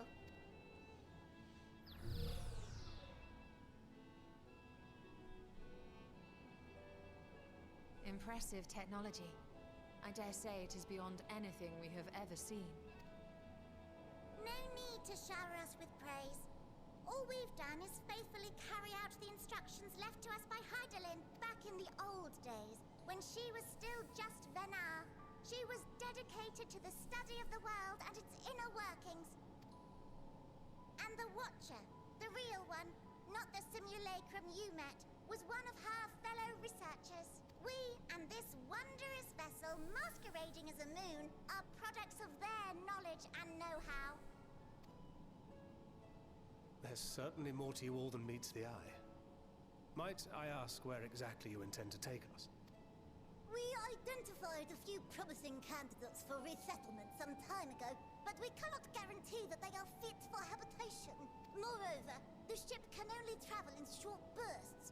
We intend to go down our list, hopping from star to star, until we find one suitable for resettlement. No need to worry, though. The vessel is being refurbished with accommodation for an extended stay as we speak. While we did have to rely upon outside help to determine what amenities were essential, I dare say we have risen to the challenge. Help? From who? From you and yours! Who else? Each time we woke to perform regularly scheduled maintenance, we were greeted by the resources you sent us.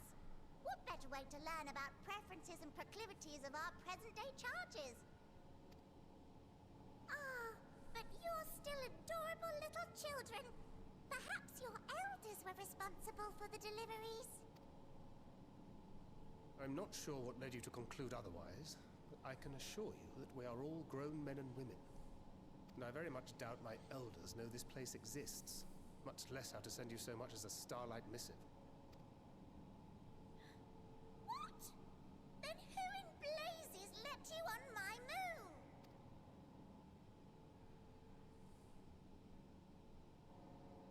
Hydaelyn herself led you here. You don't say! Well, that's really not children. Then why are you so small and stunted? Like little baby carrot people. Well, Amarotines were a great deal taller. In the present day, persons of such prodigious size are exceedingly rare. So, you're saying everyone's not like the Watcher? Oh, confound it all! Someone could have at least scribbled a note about your profound miniaturization. That tome in thy possession. Oh, this? One of the first books sent to us. A compendium of the people of Atheris, with a few blank pages at the back for minor corrections and updates as needed. The sum total of our knowledge of your kind is contained in these pages. I thought it was abridged and made small for our benefit, but this isn't a regular-sized book, is it?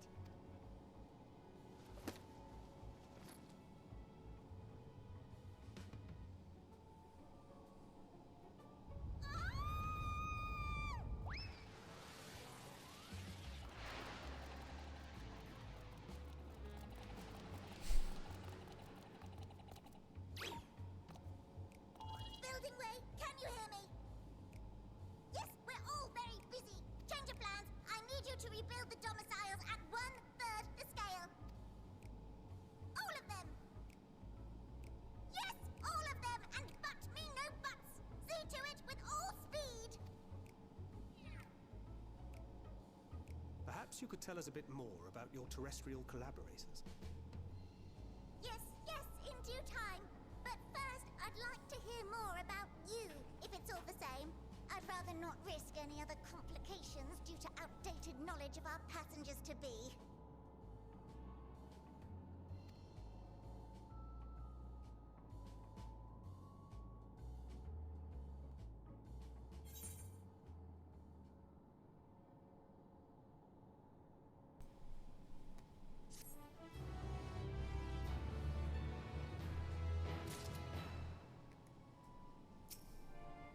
New quest, A Taste of the Moon. Right then, now that you're here, we need you to teach us all you can about your people, and quickly.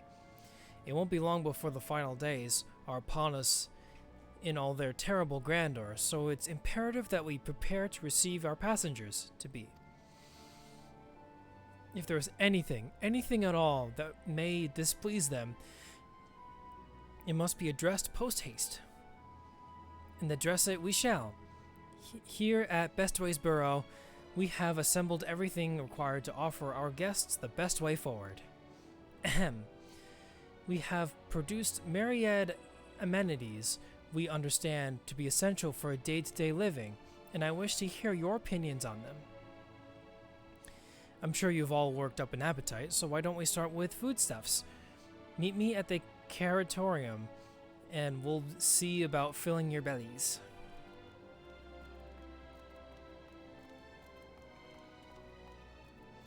She does not want for enthusiasm. The notion of Aetheris rotting to its core being a matter of course is rather concerning, though. Nevertheless, let us take this opportunity to learn more of the Loperites and this vessel.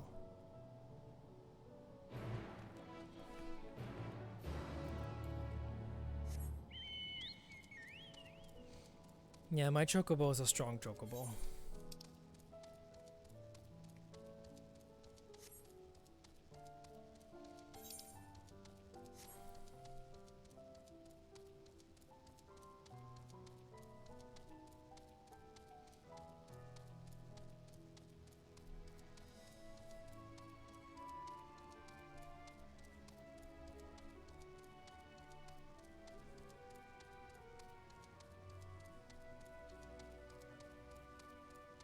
These steep slopes, though, they would be killer on your legs.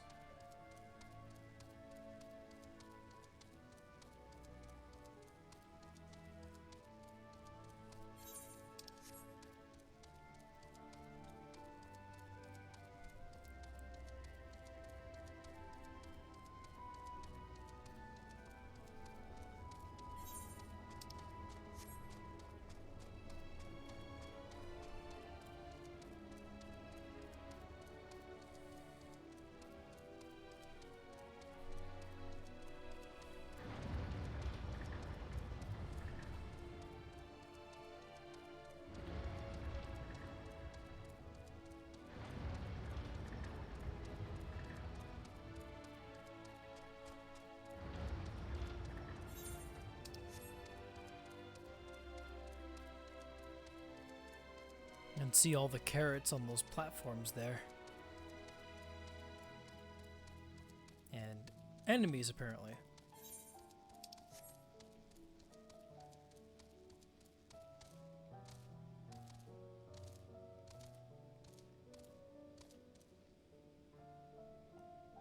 Oh, down there.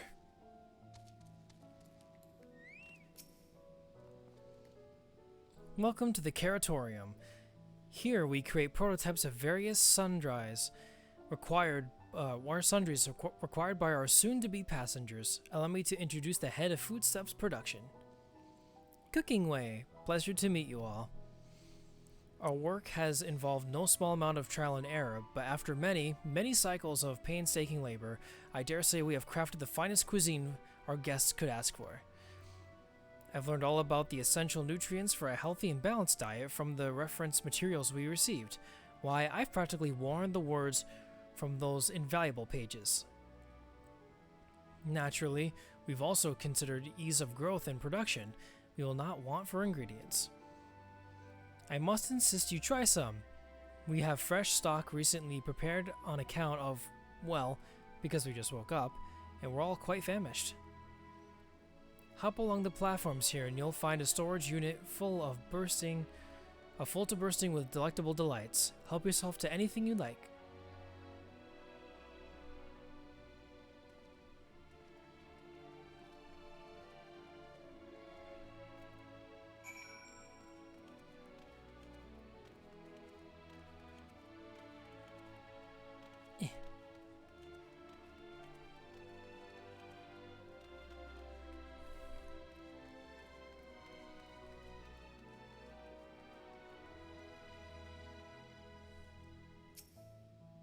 You open the storage unit and find a rainbow-colored assortment of carrots.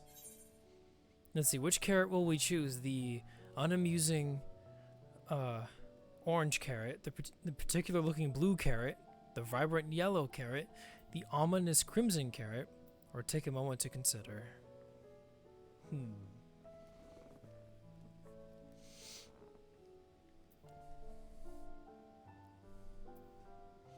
Let's take...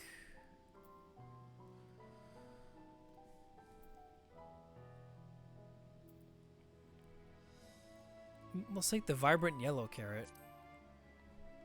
While it has no peculiar smell to speak of, the yellow variant is unusually light and springy. These qualities, together with its excessive length and girth, will lead anyone to question whether it's indeed a carrot.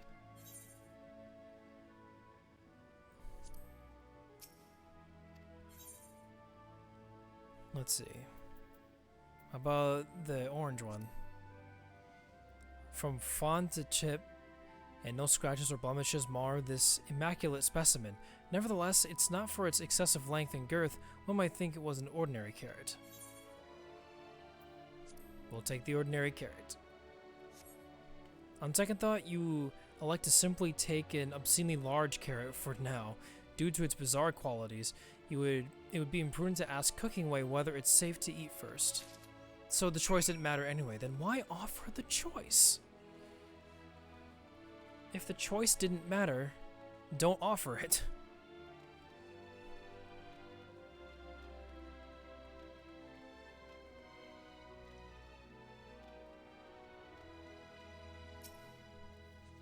So, did any of our selections set your mouth to watering? This one. Ah yes, a fine choice. One of my personal favorites, actually. Please dig in. I'm eager to hear what you think.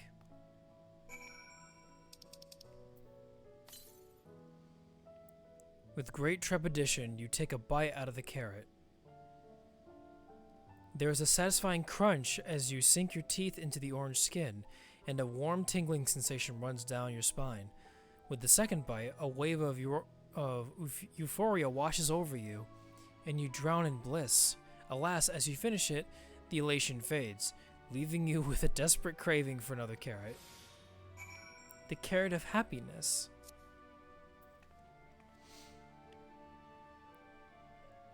You find yourself in an unusually good mood with this sudden craving to eat more carrots.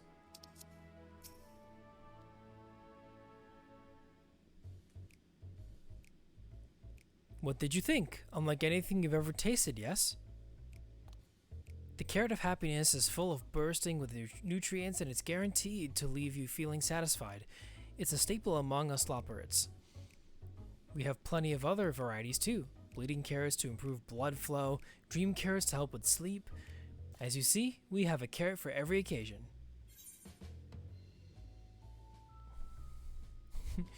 What if I don't like carrots? These carrots are extraordinary. Then why do you seem so disappointed? If they're lacking somehow, we need to know.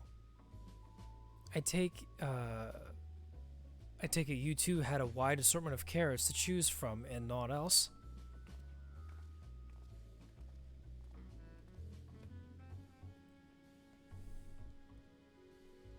If I may ask, what exactly did these collaborators share with you about cuisine on Aetheris? Surely you are aware we have an abundance of dishes and foods you could emulate. Of course we are, but well, it was only quite recently that we established contact. Even holding a conversation was a struggle at first, so imagine our surprise when they sent a mountain of books and documents with no clear instructions. The sheer amount of information was overwhelming, and it wasn't for that encyclopedia I found, we would have been at a loss where to begin.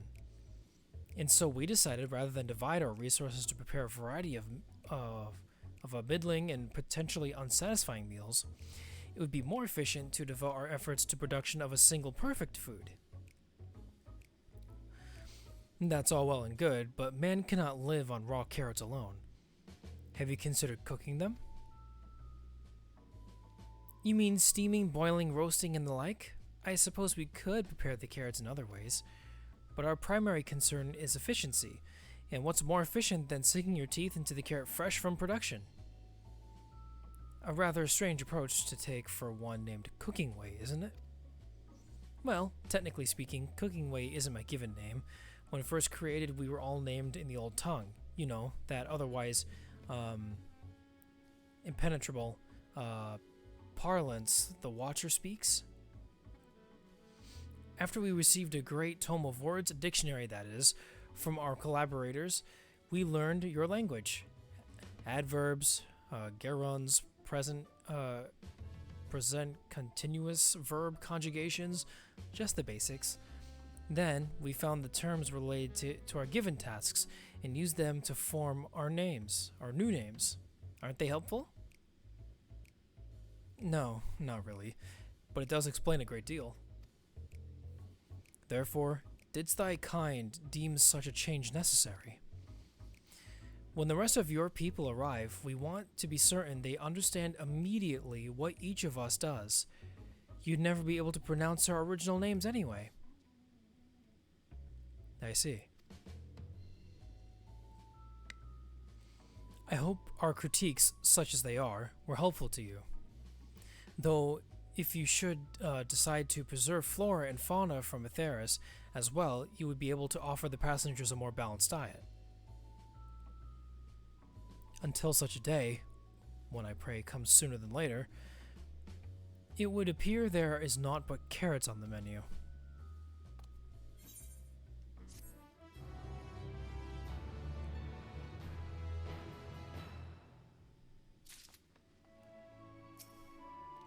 Oops. Next quest, Styled a Hero.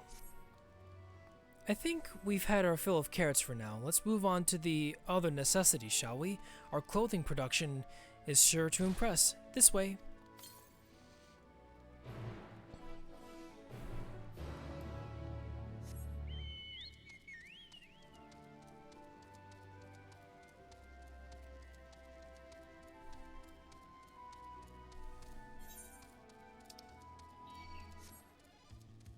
Oh boy. Oh, that classic FF music.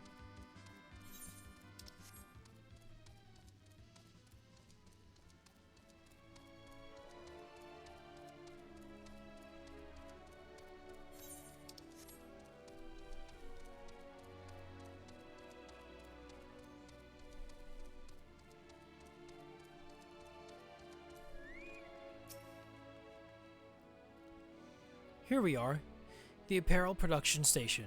We've chosen to employ more traditional methods for this task, creation magics. Heidelin, in her infinite wisdom, blessed us with the self-same affinity for magic her people possessed. We have other amazing talents, of course, and I know you're dying to hear about them, but I will regale you with the details another time. That said, we did run into a spot of trouble at first. Our magic alone was not sufficient to see our work done.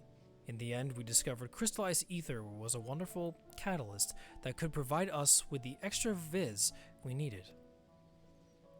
My, how resourceful. Ah, the sweet sound of recognition.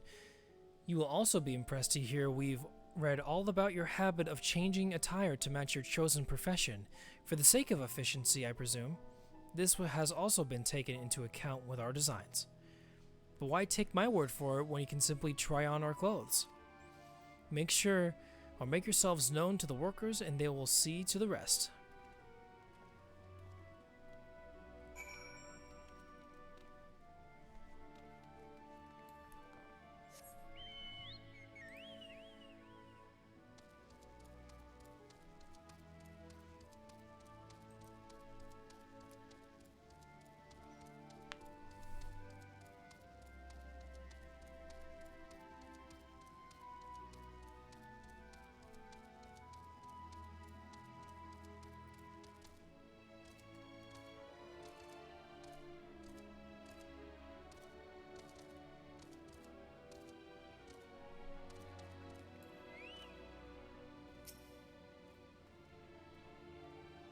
Ah, it's you, one of the visitors from Matheris. Goodness me, Mapping Way wasn't kidding. You really are smaller than the Watcher. Oh, right. You're here to try on a set of clothes, yes? What would you have me fashion for you today? An outfit that embodies my bloodlust? Something simple yet functional? A fashionable and refined ensemble. We'll choose the fashionable option. Fashionable. Right. Ahem. This will only take a moment.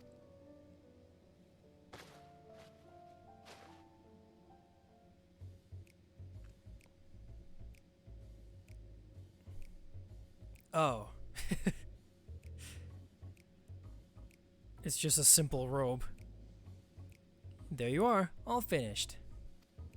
A perfect fit, if I do say so myself. I'll be honest, I know nothing of fashion, let alone fashion on Atheris, but I'd wager no one down there has ever worn anything like this fine ensemble. Perhaps you can start a new trend.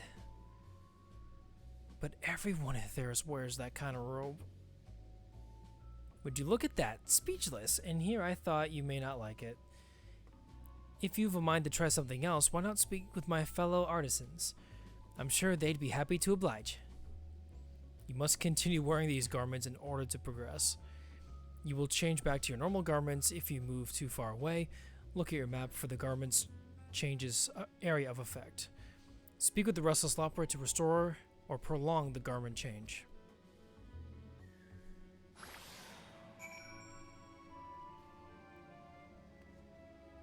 So, we're... Oh my. What are we wearing over our eyes? I can't see.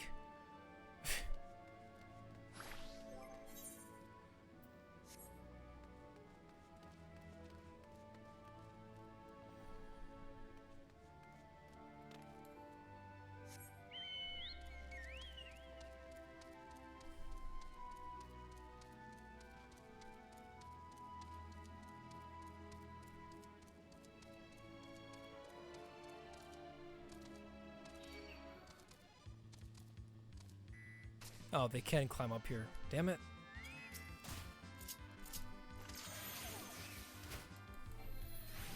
Not gonna help me? Fine. Be selfish. There you go. Thank you.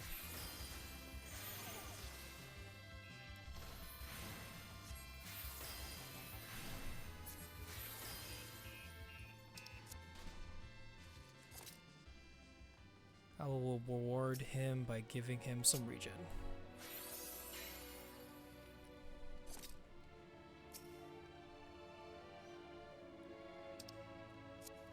Ah, no one said you'd be coming, or how can I help you? You wish to try my clothes? Really? Of course, it would be my honor. But did you have anything in mind? I'm looking for clothes altogether with a different design. Surprise me, or got anything with a little more flair? I think I can handle that. Let's see.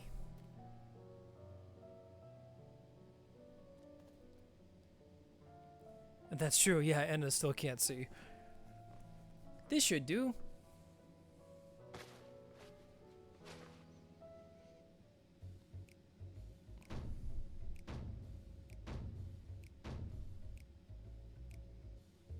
Oh. Some of my best work yet. Times and tastes truly have changed. It used to be so rare for anyone to request clothing with a focus on form ever function. Thankfully, I had a spare concept for robes made using a different magic.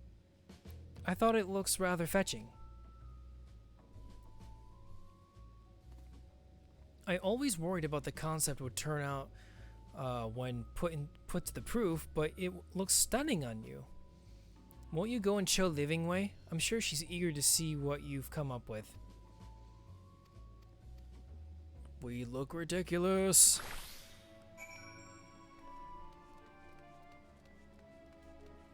Are we still blind? Yes, we still have the headpiece on.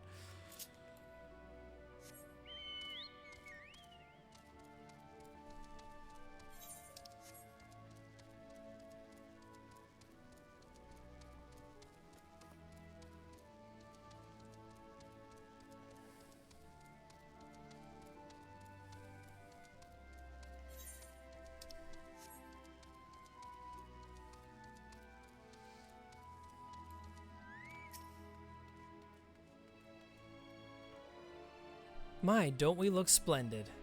The result of much trial and error, but I know quality work when I see it.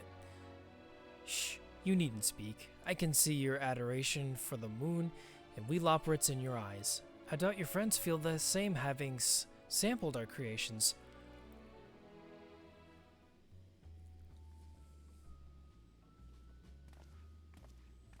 Maybe new sunglasses?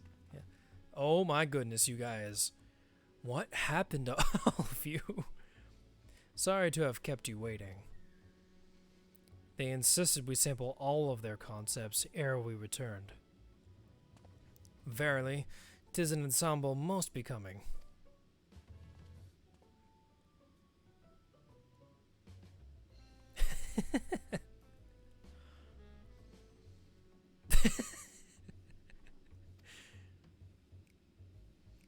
I think it's past time we return these clothes.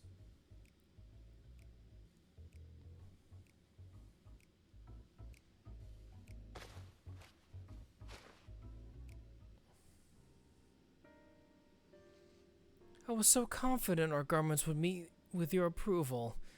Aw, whatever are we doing wrong? The Watcher taught us that in his time everyone wore the same robes. To do otherwise was against social etiquette. We thought we could appeal to the modern taste by tailoring the robes to specific professions, but...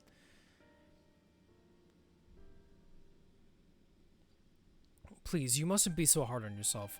Should we resort to evacuating the people of Atheris, they will most certainly have need of your attire. 'Tis clear you spared no effort to address our needs, but you must understand that we are not quite so homogeneous. Speaking for myself, what I wear now better suits my tastes, even if it is of inferior make. But there are others whose choices may be influenced by traditions or personal experience. Rather than make assumptions for the whole, you must consider the individual and their potential preferences. I fear we've underestimated the complexity and diversity of your people. Even if we memorized every tome we received, I doubt we would have fared much better. Maybe we're doing you a disservice trying to shower with you with our baubles and frippery, thinking it was for your benefit when you'd better off on your own. There are some who might agree, people who prefer to keep others at arm's length even when they know they shouldn't. As one such former fool, I'd like to ask you a question. This plan to evacuate and escape the final days, did it account for the reflections of the source as well? Not that I'm aware of. We were born of Heidelin's love of Atheris, and the salvation of the people of that star, and that star alone, has ever been our aim. Surely it's better to devote ourselves to saving one world than to divide our efforts across 14 and risk failing them all. I suppose you're right. Livingway, might we have leave to explore Bestway's burrows unattended? You have given us much to think about. Why, certainly. Until later, then.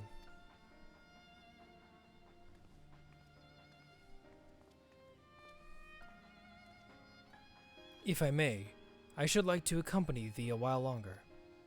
Really? I mean, you're more than welcome to.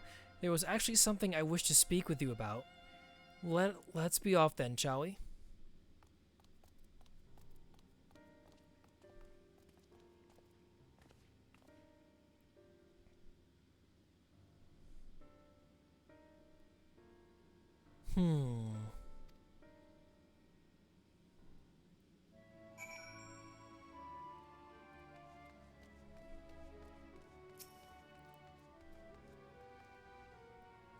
My apologies, I wasn't trying to spy or anything. Everyone's been talking about the visitors come to Atheris, and I wanted to see what all the fuss was about. I was excited at first, but now I'm worried. What if the people of Atheris refuse to come? What if we can't save them? It's clear we've made a mess of things. Oh, but wait, you still haven't visited the domiciles.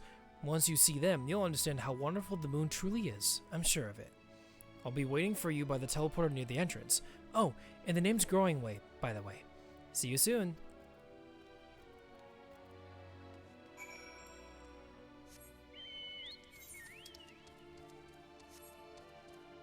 Let's just teleport back here instead of walking all that way.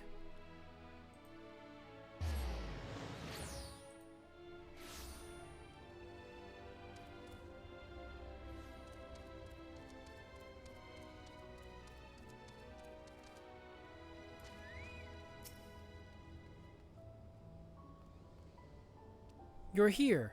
You're really here. Thank you. Thank you so much. Sorry, what should I call you? Anna Eventide, eh?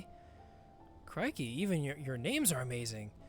Well, Anna, we'll be using this teleporter to enter the residential area whenever you're ready.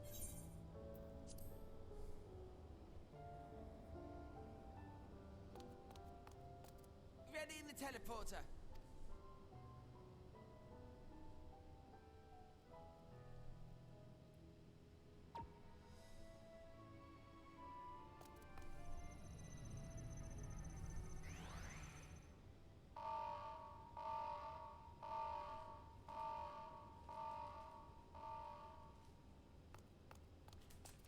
Huh? Access to living quarters restricted due to reconstruction. Then where is it? Oh no!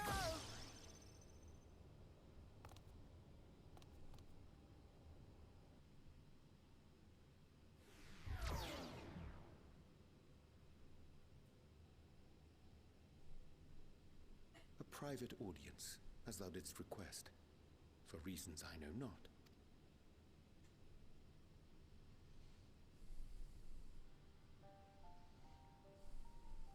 Just a precaution. I'd rather I didn't have to ask the question at all, but I take my responsibilities very, very seriously. Do you and your friends, by any chance, find our accommodation wanting? Be honest, brutally even. 'Twould be ungracious of me to belittle the efforts of thee and thine. Lovely sentiment, really. But the disappointment is writ plain on your comrades' faces. It's all the more frustrating since no one will come out and say what they find wanting.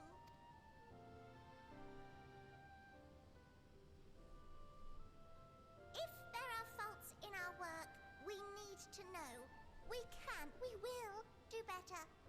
But time is not on our side. The final days will wait for no one. If your people are to be saved, we must take quick and decisive action. This vessel must serve as a home for as many passengers as possible, for far longer than we may like. Which brings me to my request. Our collaborators on Atheris are doing what they can to prepare for the voyage. Would you be willing to go and lend them a hand? Having seen the moon for yourself, you could speak to its many splendors, learn what else they might require, and assuage whatever concerns they have. Wherefore wouldst thou entrust me with such a task? How to put it? You're the only one who appears not to be wholly unsatisfied with our work. Oh, quite good at pretending that's the case, at least. Calm, collected, tactful to a fault. Very particular with your words, too. You understand that, in the face of great danger, one cannot pursue perfection at the expense of practicality. The difficult choices must often be made for the greater good.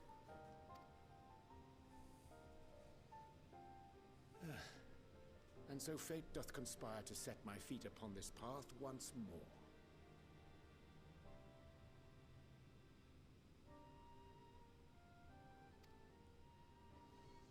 Come again?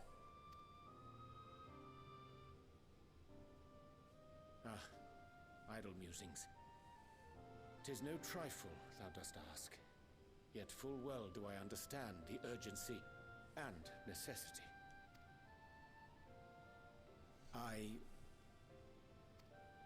Oh, dear me! Dear me! I was terribly sorry for the mix-up. It's a bit of a malfunction. I hadn't realized the residential quarters were inaccessible, you see. But you're still in one piece. So, all's well that ends well, yes? Won't happen again. I promise.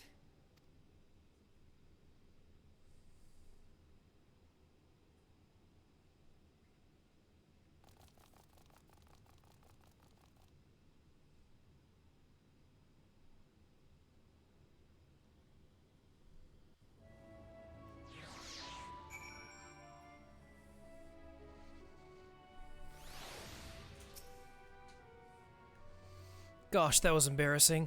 I promise to be more careful from now on. Since the residential quarters are closed for now, I've rerouted the teleporter to allow travel between floors instead. Hopefully it proves useful in the meantime. A shame you couldn't see it though. You really would have liked it.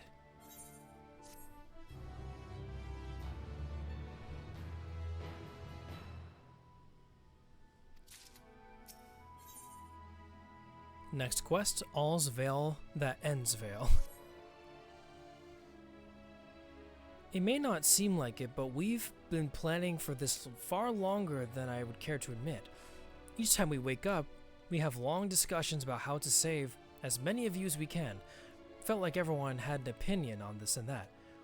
But the one thing we all agree upon was that the people of Aetheris wouldn't take action to save themselves until it was far too late. That's why we're striving to make the moon a vibrant, magical place they'd hop to the chance to visit to, rather than waiting for the flame of oblivion to get them off their trails and force them to accept our invitation.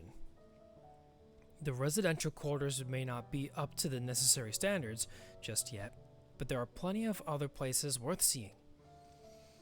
You've already had a look around the Caratorium, but wait until you see what's waiting for you at the east end of the borough. Follow me.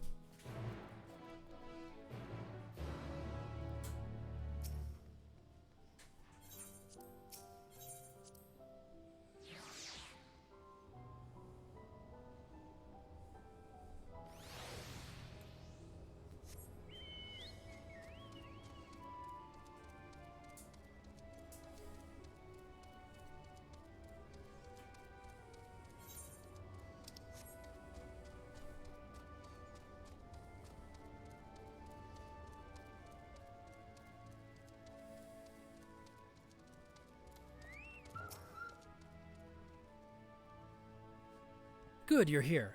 Through this door is Greatest Ends Veil. Nope, they're petting me. It was named as such because it's the veil to end all veils, the most beautiful forest you've ever seen. We understand the people of Aetheris enjoy taking leisurely walks through natural spaces and the like, so I'm sure you'll enjoy it. How about we start the nice stroll to the fountain? This way.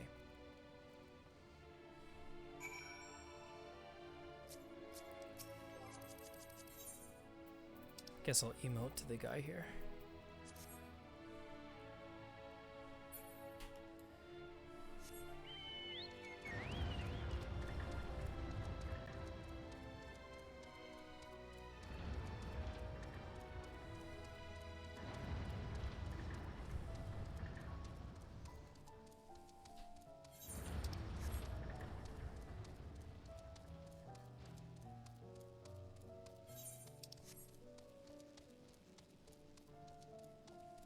Oh, there's a fate there, but we don't need this at the moment. Uh-oh.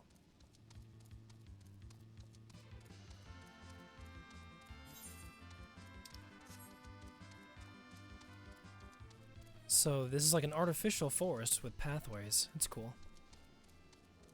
I like it. It's very colorful.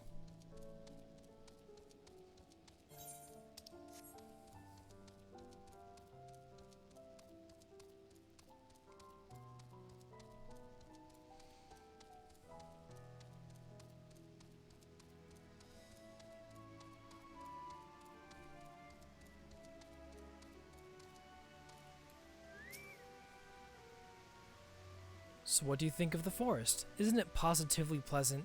Simply sublime?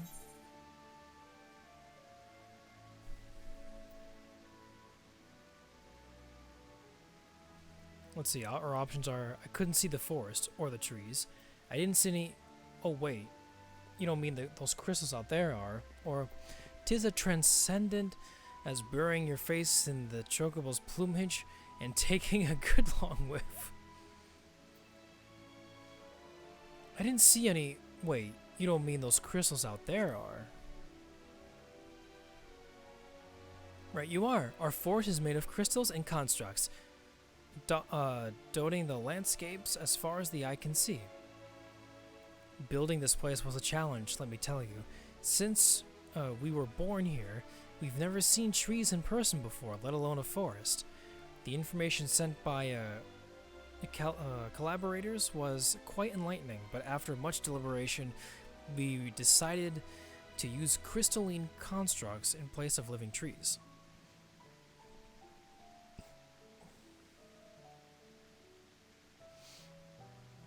And thanks to our atmospheric circulation system, this place produces air as clean as you'd find in a forest on Atheris.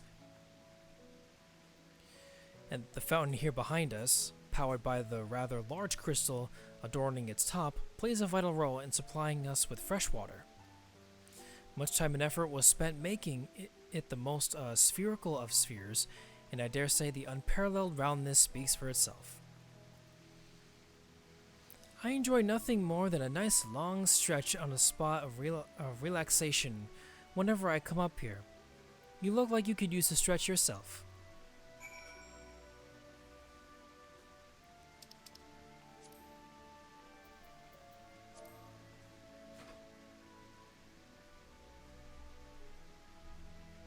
Let's give ourselves a good stretch here.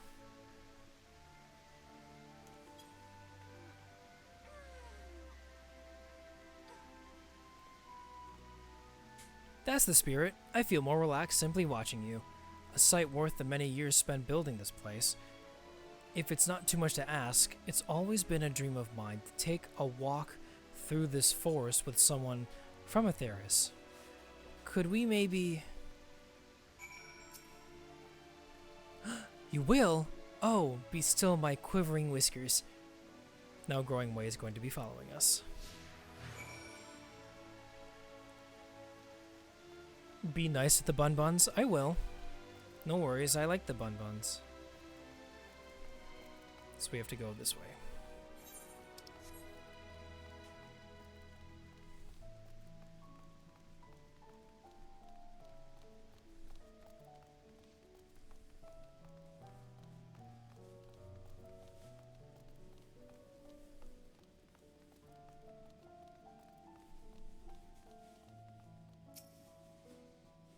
I was thinking, Enna, that I could be more helpful to you by teaching you a little about the moon and what it is we do. When we were first created, the moon's sole purpose was to hold Zodiark, and there was absolutely nothing to be found here. Eventually, Hydaelyn gave us our first task, furnish the moon with propulsion systems capable of facilitating travel to other stars. It sounds impressive, and I suppose in some aspects it is, but it was only possible thanks to the knowledge Hydaelyn shared with us. We also had a lot of time to get it done. 6,000 years, give or take. But anyway, let's keep going.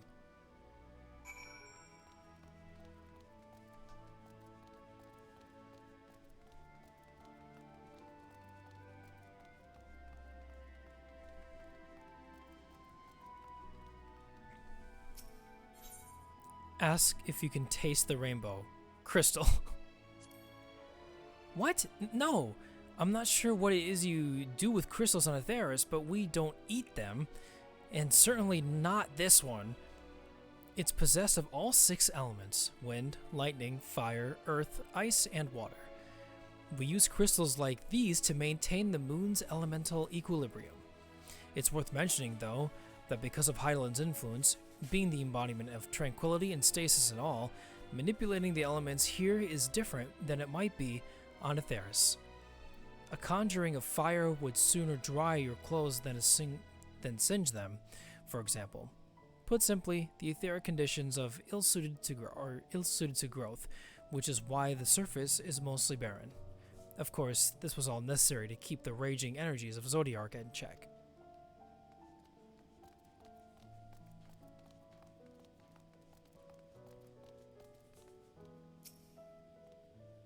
This may come as a surprise, but we didn't begin building the habitable areas until after the propulsion systems were ready. Considering how long it took, I wish we'd started sooner. Who would have thought we'd need 4,000 years to make this? It certainly wasn't work you dare rush either. We had to create infrastructure and countless supporting systems, some of which wouldn't be operational until hundreds of years later. And then there is the brief period where our productivity came to a screeching halt, when that bizarre red satellite was sent up from Atheris, the Elegant's mischief, I think. We thought maybe some new nefarious actor was colluding with Zodiark. All we could do was stand by and brace ourselves for the worst. I can't tell you how relieved we were when Heidelin informed us of its destruction. Oh yes, that was much joyous humming that day.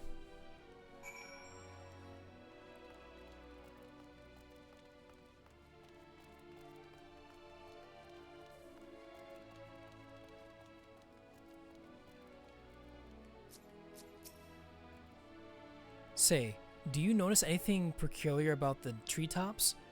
I mean, apart from the fact that they're massive crystals and not trees. I'll give you a hint, it's the golden ring emanating from the glowing spheres. Along with the device fixed near the ceiling, they fulfill a role similar to our sun, and do so better even. The sun and similar celestial objects in the great expanse radiate energy that is harmful to your bodies. These rings shield you from the energy while allowing you to bathe in the perfect amount of sunlight, or rather, a close approximation of it. Pretty impressive, wouldn't you say? Oh, and if you look closely, you'll see different types of trees have ever so slightly different curvature.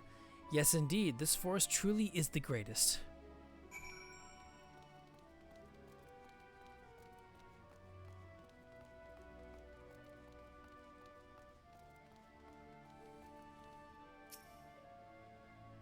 There was something else I wanted to tell you about.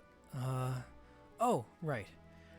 The propulsion system and habitat facilities were completed around 2,000 years ago, and with that, the most important features were fit for purpose. Which was all well and good, except we still knew absolutely nothing about the present-day people of Atheris. Why not go and visit Atheris yourself, you might ask? Strictly forbidden. Were our technology or knowledge of the moon's true purpose exploited for evil ends, the results could be disastrous. Then there were a few more rejoinings, and it became increasingly difficult to converse with Heidelin. Fearful we might lose the ability to communicate with her altogether, we beseeched her to find people in Atheris who could trust, we could trust to help. We were quite fortunate everything worked out as it did.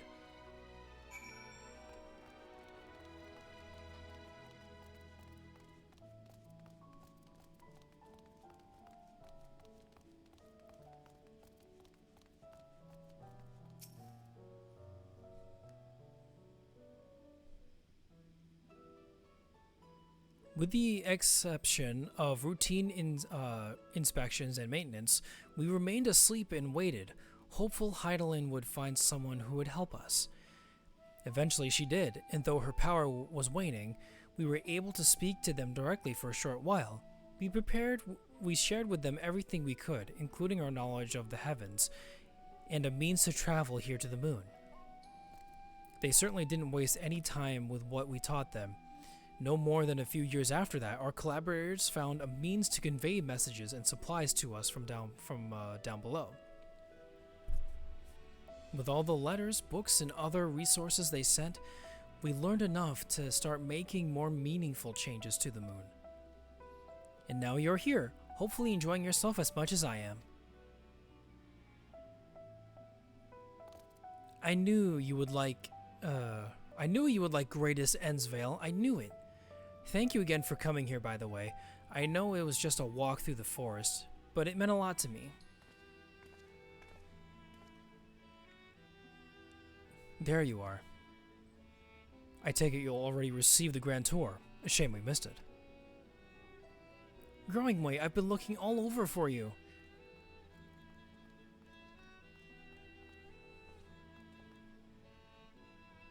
Oh, is this about the teleporter to the residential area? No, never mind that. We have more pressing matters at hand. I will be calling an emergency meeting shortly, and your attendance is required. Really? I can't imagine why you'd need me there, but if you insist. We won't be away long, so you are all more than welcome to continue looking about the burrow. Now, come along, Growing Way.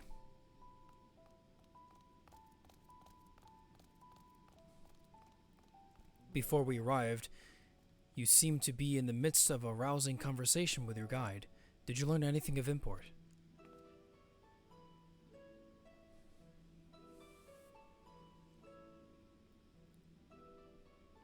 They've spent 12,000 years preparing for this? With the appointed hour fast approaching, I can certainly understand their restlessness, but still. It remains to be seen if the people can be persuaded to evacuate where there are yet no signs of the final days. What's more, the technology of this place defies imagination. I doubt there are many who would readily come to terms with living in such surroundings. Whoever these collaborators are, unless they are possessed of the world's most charming personalities or means to forcibly evacuate people, they will meet with a great deal of resistance. Indeed, even if faced with annihilation, the decision to forsake all one knows cannot be made lightly.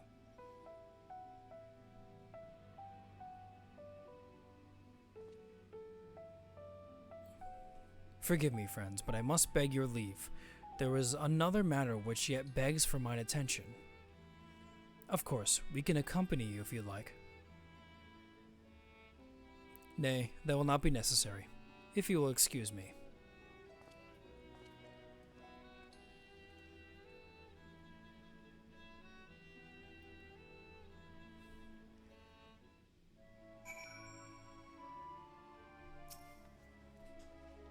Tis clear now that difficult decisions lie ahead of us. Preparation for the evacuation of Atheris is indeed crucial, but I am not yet willing to forsake our world and its reflections, and I trust I am not alone in my reticence.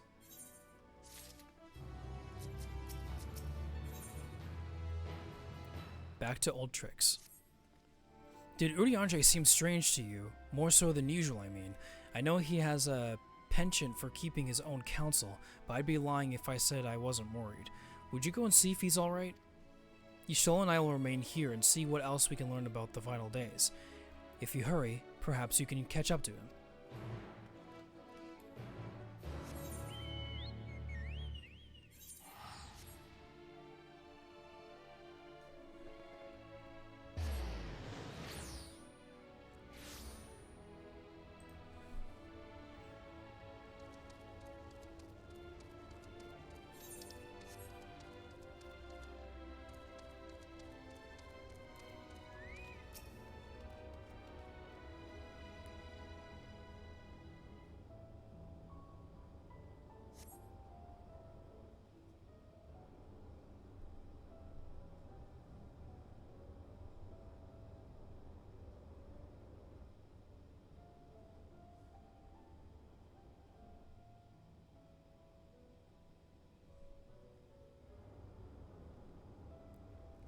Urianger appears to be heading towards the entrance to Bestway's burrow.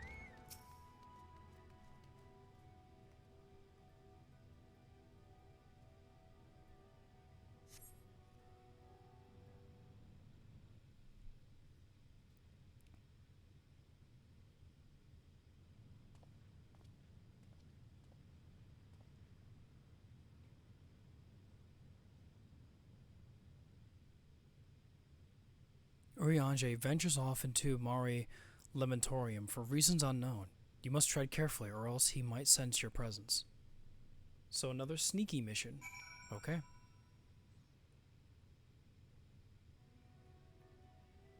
Follow Urianger from a safe distance. The objective will end in failure if you are noticed, or if you fall too far behind.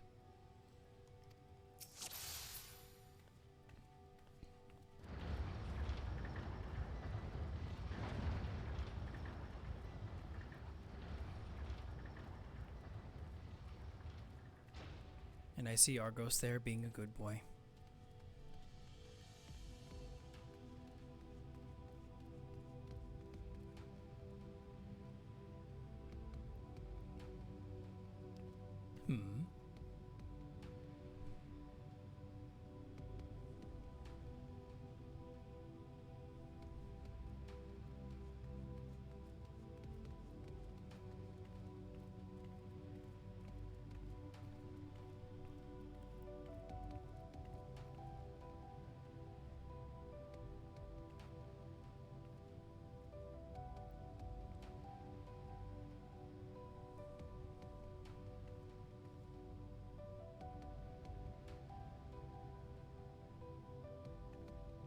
Who's there?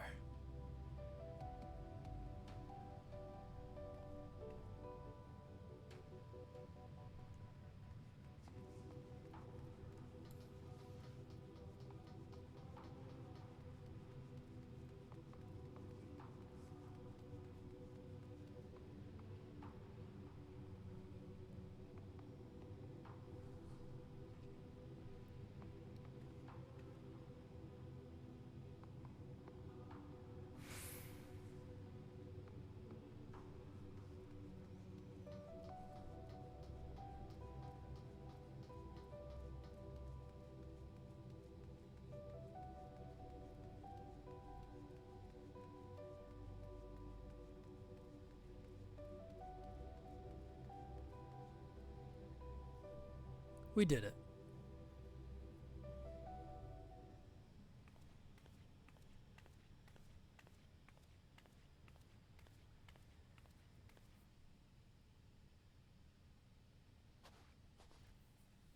Thine arrival is timely as ever.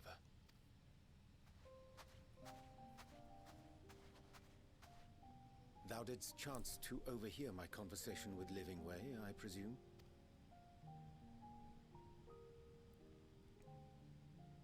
'Twas not mine intent to move in shadow. Nevertheless, I have been asked to do that and more yet again. Is it so plain that these strangers could intuit it at a glance?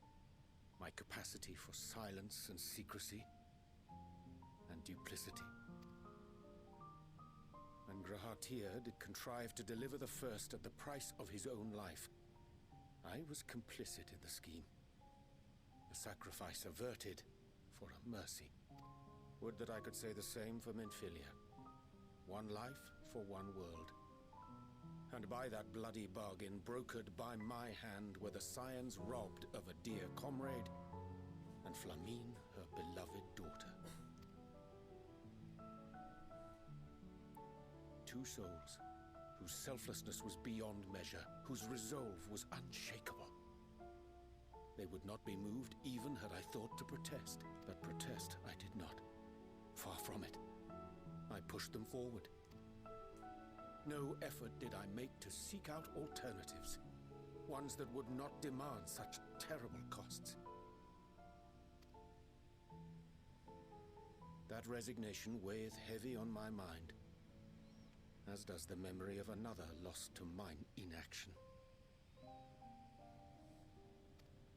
Dearest Moonbritter, who did face death unflinching, that we might secure a means to bring low the Ascians.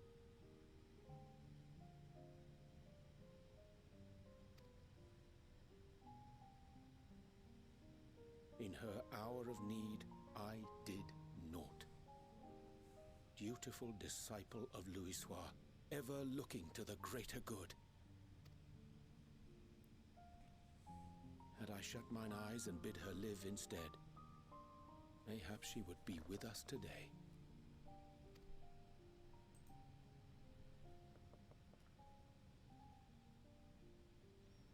selfish wants born of everlasting regrets. Most days I put them from my mind, but could think of naught else when asked to swallow the same bitter draught. Subterfuge and sacrifice. Mayhap the right moral choice, but one I regard with great trepidation. The calamity of Amarot was a tragedy beyond reckoning, one which must never again come to pass.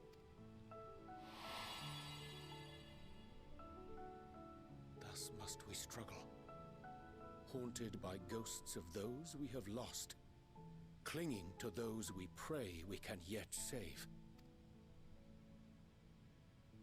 But what of those we cannot? How do we make peace with the dreadful algebra of necessity?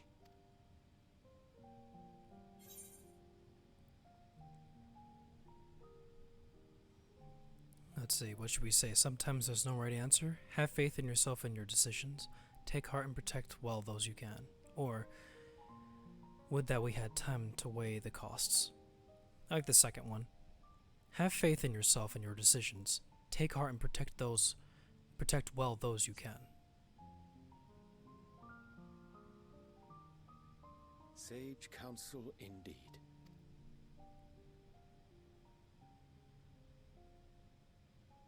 I see. Wisdom as befits a great worm. Curious that he should think thee in need of such encouragement. Strange. Scarcely can I remember when last we spoke alone, and so candidly.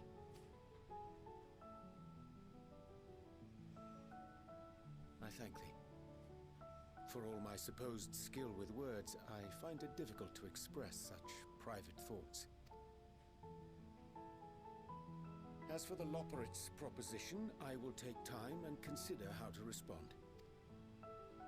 'Twould be to our mutual benefit if we could converse more openly with our aspiring caretakers.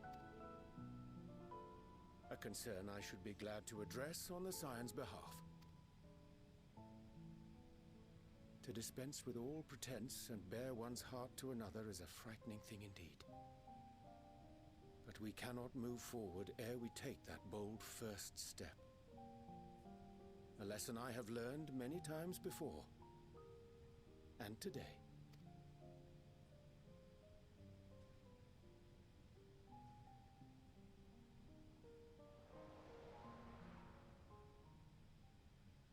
What are they saying? Curse these ears! I've heard bugger all! No matter. We've got our plans.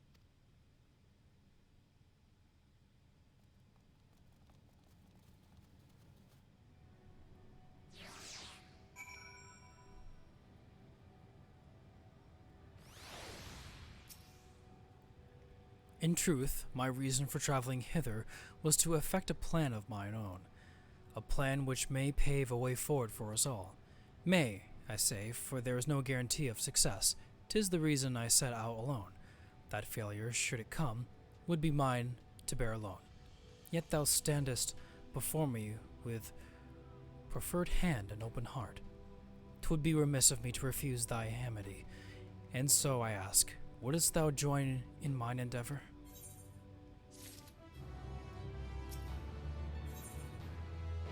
Next quest, setting things straight.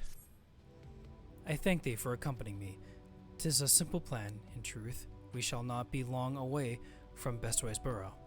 Difficult decisions must needs be made in the coming days, but I nevertheless believe we are all of one mind in our desire to save the people of Atheris.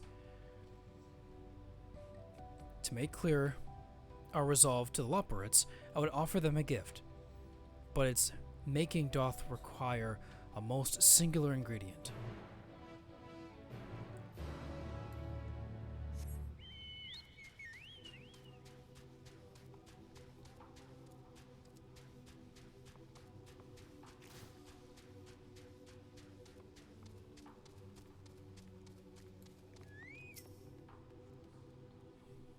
Ah, an abundance of spongoi.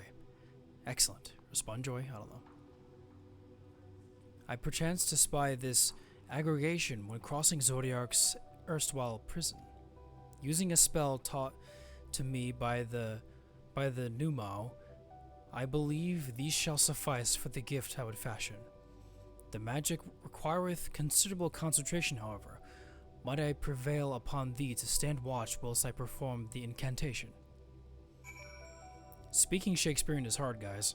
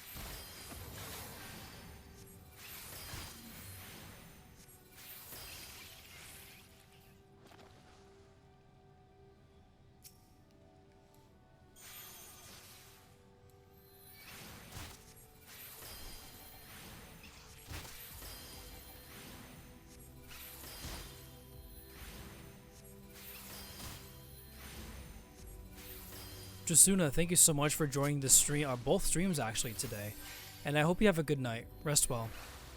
Please take care, and we'll see you next time.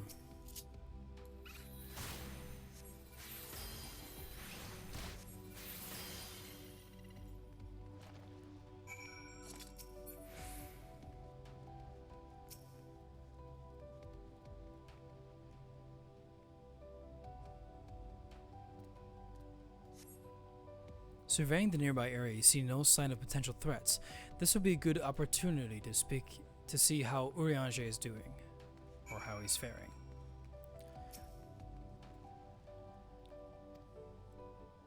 Urianger remains fixated on his work.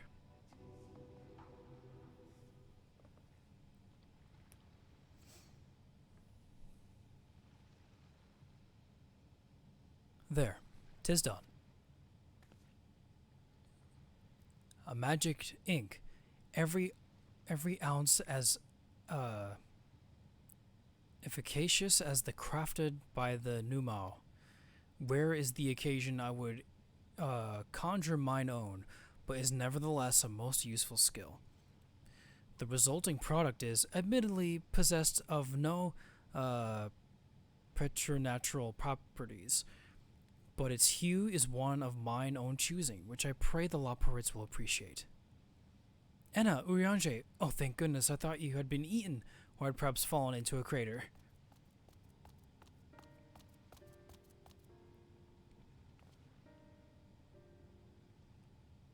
Ishola has been looking all over for you, Enna. She says she needs to speak with you about something most urgent, dire even. She was also quite clear that she wishes to speak with Enna alone, which means I'm afraid you must stay behind, Urianger. But worry not, as it just so happens we need your help with an errand, delivering a package from the Watcher's Palace to Bestway's Burrow. It's quite large and heavy, perhaps even too heavy for we poor Loporrits, and we would be ever so grateful if you could lend us a hand.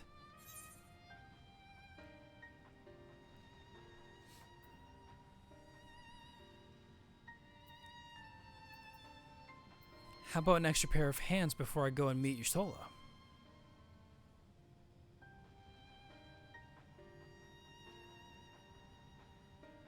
No, that won't be necessary. Urianger's help should be more than sufficient.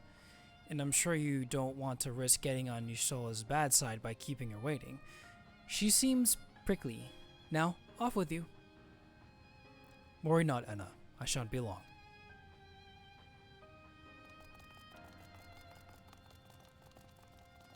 Oh, Zellerin, welcome to the stream. Hope you've been well. Haven't seen from you in a while. We're just playing Final Fantasy XIV Online Endwalker. We are currently going through the story.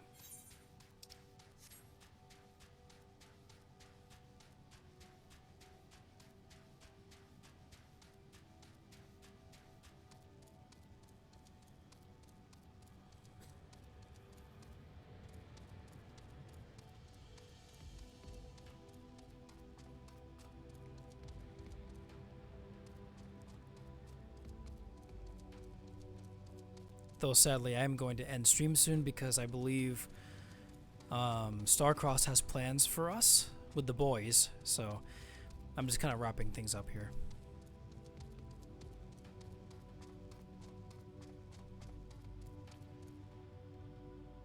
Oh wow, so you're moving, okay. And yes, Happy New Year to you as well.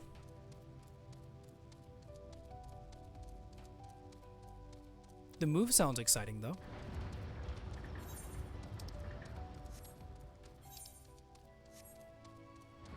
Oh, I could have just teleported back here. What am I doing? I'm not thinking right.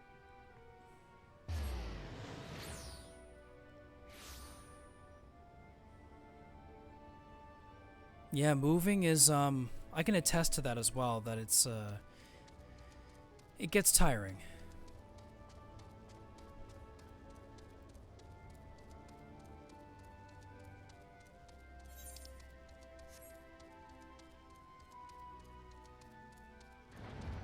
So I'm just going to visit, or I'm going to finish up this quest, and then I'll sign up for the night and get ready to be on Starcross's stream.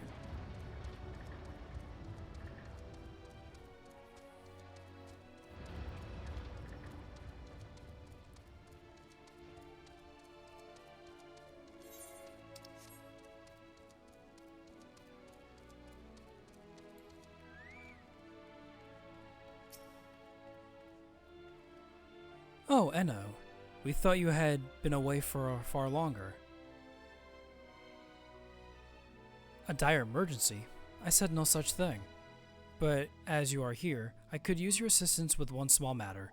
Runningway, a companion of Growing Ways, apparently has much to tell us about the final days. The problem, however, is that he is determined to live up to his name, refusing to stay still enough for us to hold a conversation. Is there anywhere he's likely to stop and rest? Or perhaps there's a way to slow him down? What's the rush? I was thinking we should wait here. Maybe enjoy a cold mug of carrot juice. And no? Well, if it's really that important. You can try using these balls of moose flesh. Not to be confused with the other thing. Ahem. Runningway's other notable feature is his, incessant chatter, or incessant chatter, so you'll have no trouble finding him in a crowd, and when you do, try lobbing your balls at him. Crude, but if it proves effective. He was here in Greatest Endsvale when last I saw him. Let's split up and find him.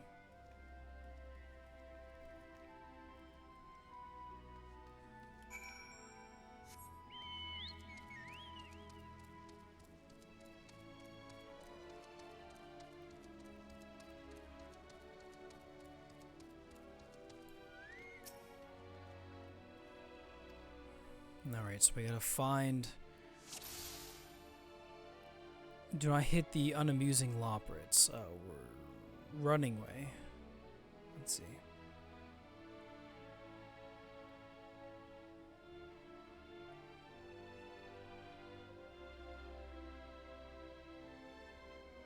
Oh, I just saw him.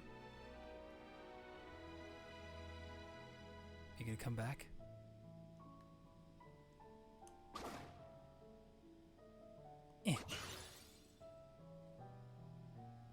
Ow, that smarts. If this was meant to be a joke, it's not funny.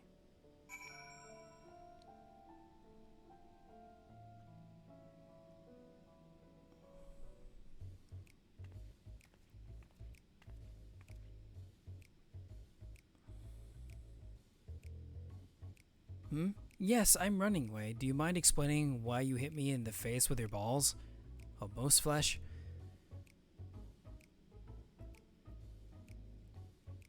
I'm highly knowledgeable about the final days? Huh, that's the most ridiculous thing I've ever heard since I woke up. Who told you that joke? As if we've got time to look into the final days when there's so much to do before the Great Voyage. It's true that Heidelin did impart to us some knowledge of the event, but I know about as much as any other Lopra around here. Less, probably. I don't know why anyone would think it's funny to go around telling people I'm an expert, but they'd better hope I don't get my paws on them. Sorry I couldn't be more of help, but if there's nothing else, I've got work to do. And I'm off.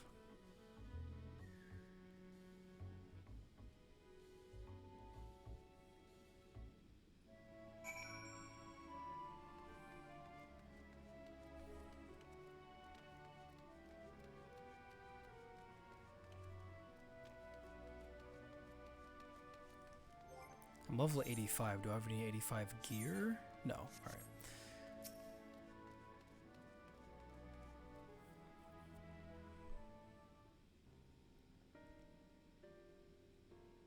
I could find neither hide nor hair of him.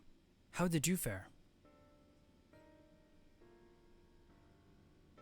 So, he knows no more than the others. Care to explain yourself, Growing-Way? Well, you see, I misremembered. Yes, that's it. I misremembered. Terribly sorry about that. Afraid I'm drawing a blank, though. Try as I might, I can't remember who I'm thinking of. On an unrelated note, what of Urianger? I assume you spoke with him earlier, but did he say when he'll be returning? On his way to the Watcher's Palace with Livingway.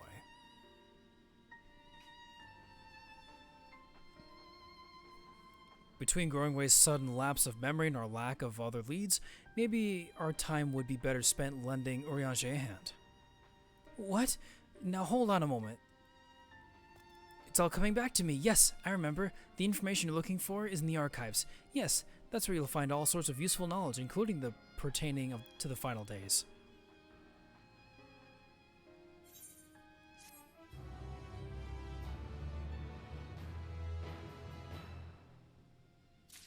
Alright, my friends, I'll have to end stream here.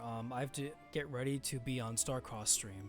So I'm going to, yes, end the stream here, like I said. I keep going, I talk in circles, I'm sorry guys. So we are going to go back to the house.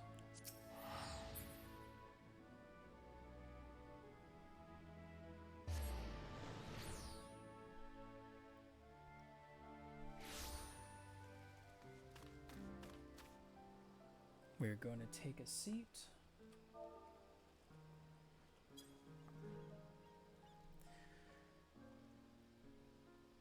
And Enna's going to wave goodnight to everyone.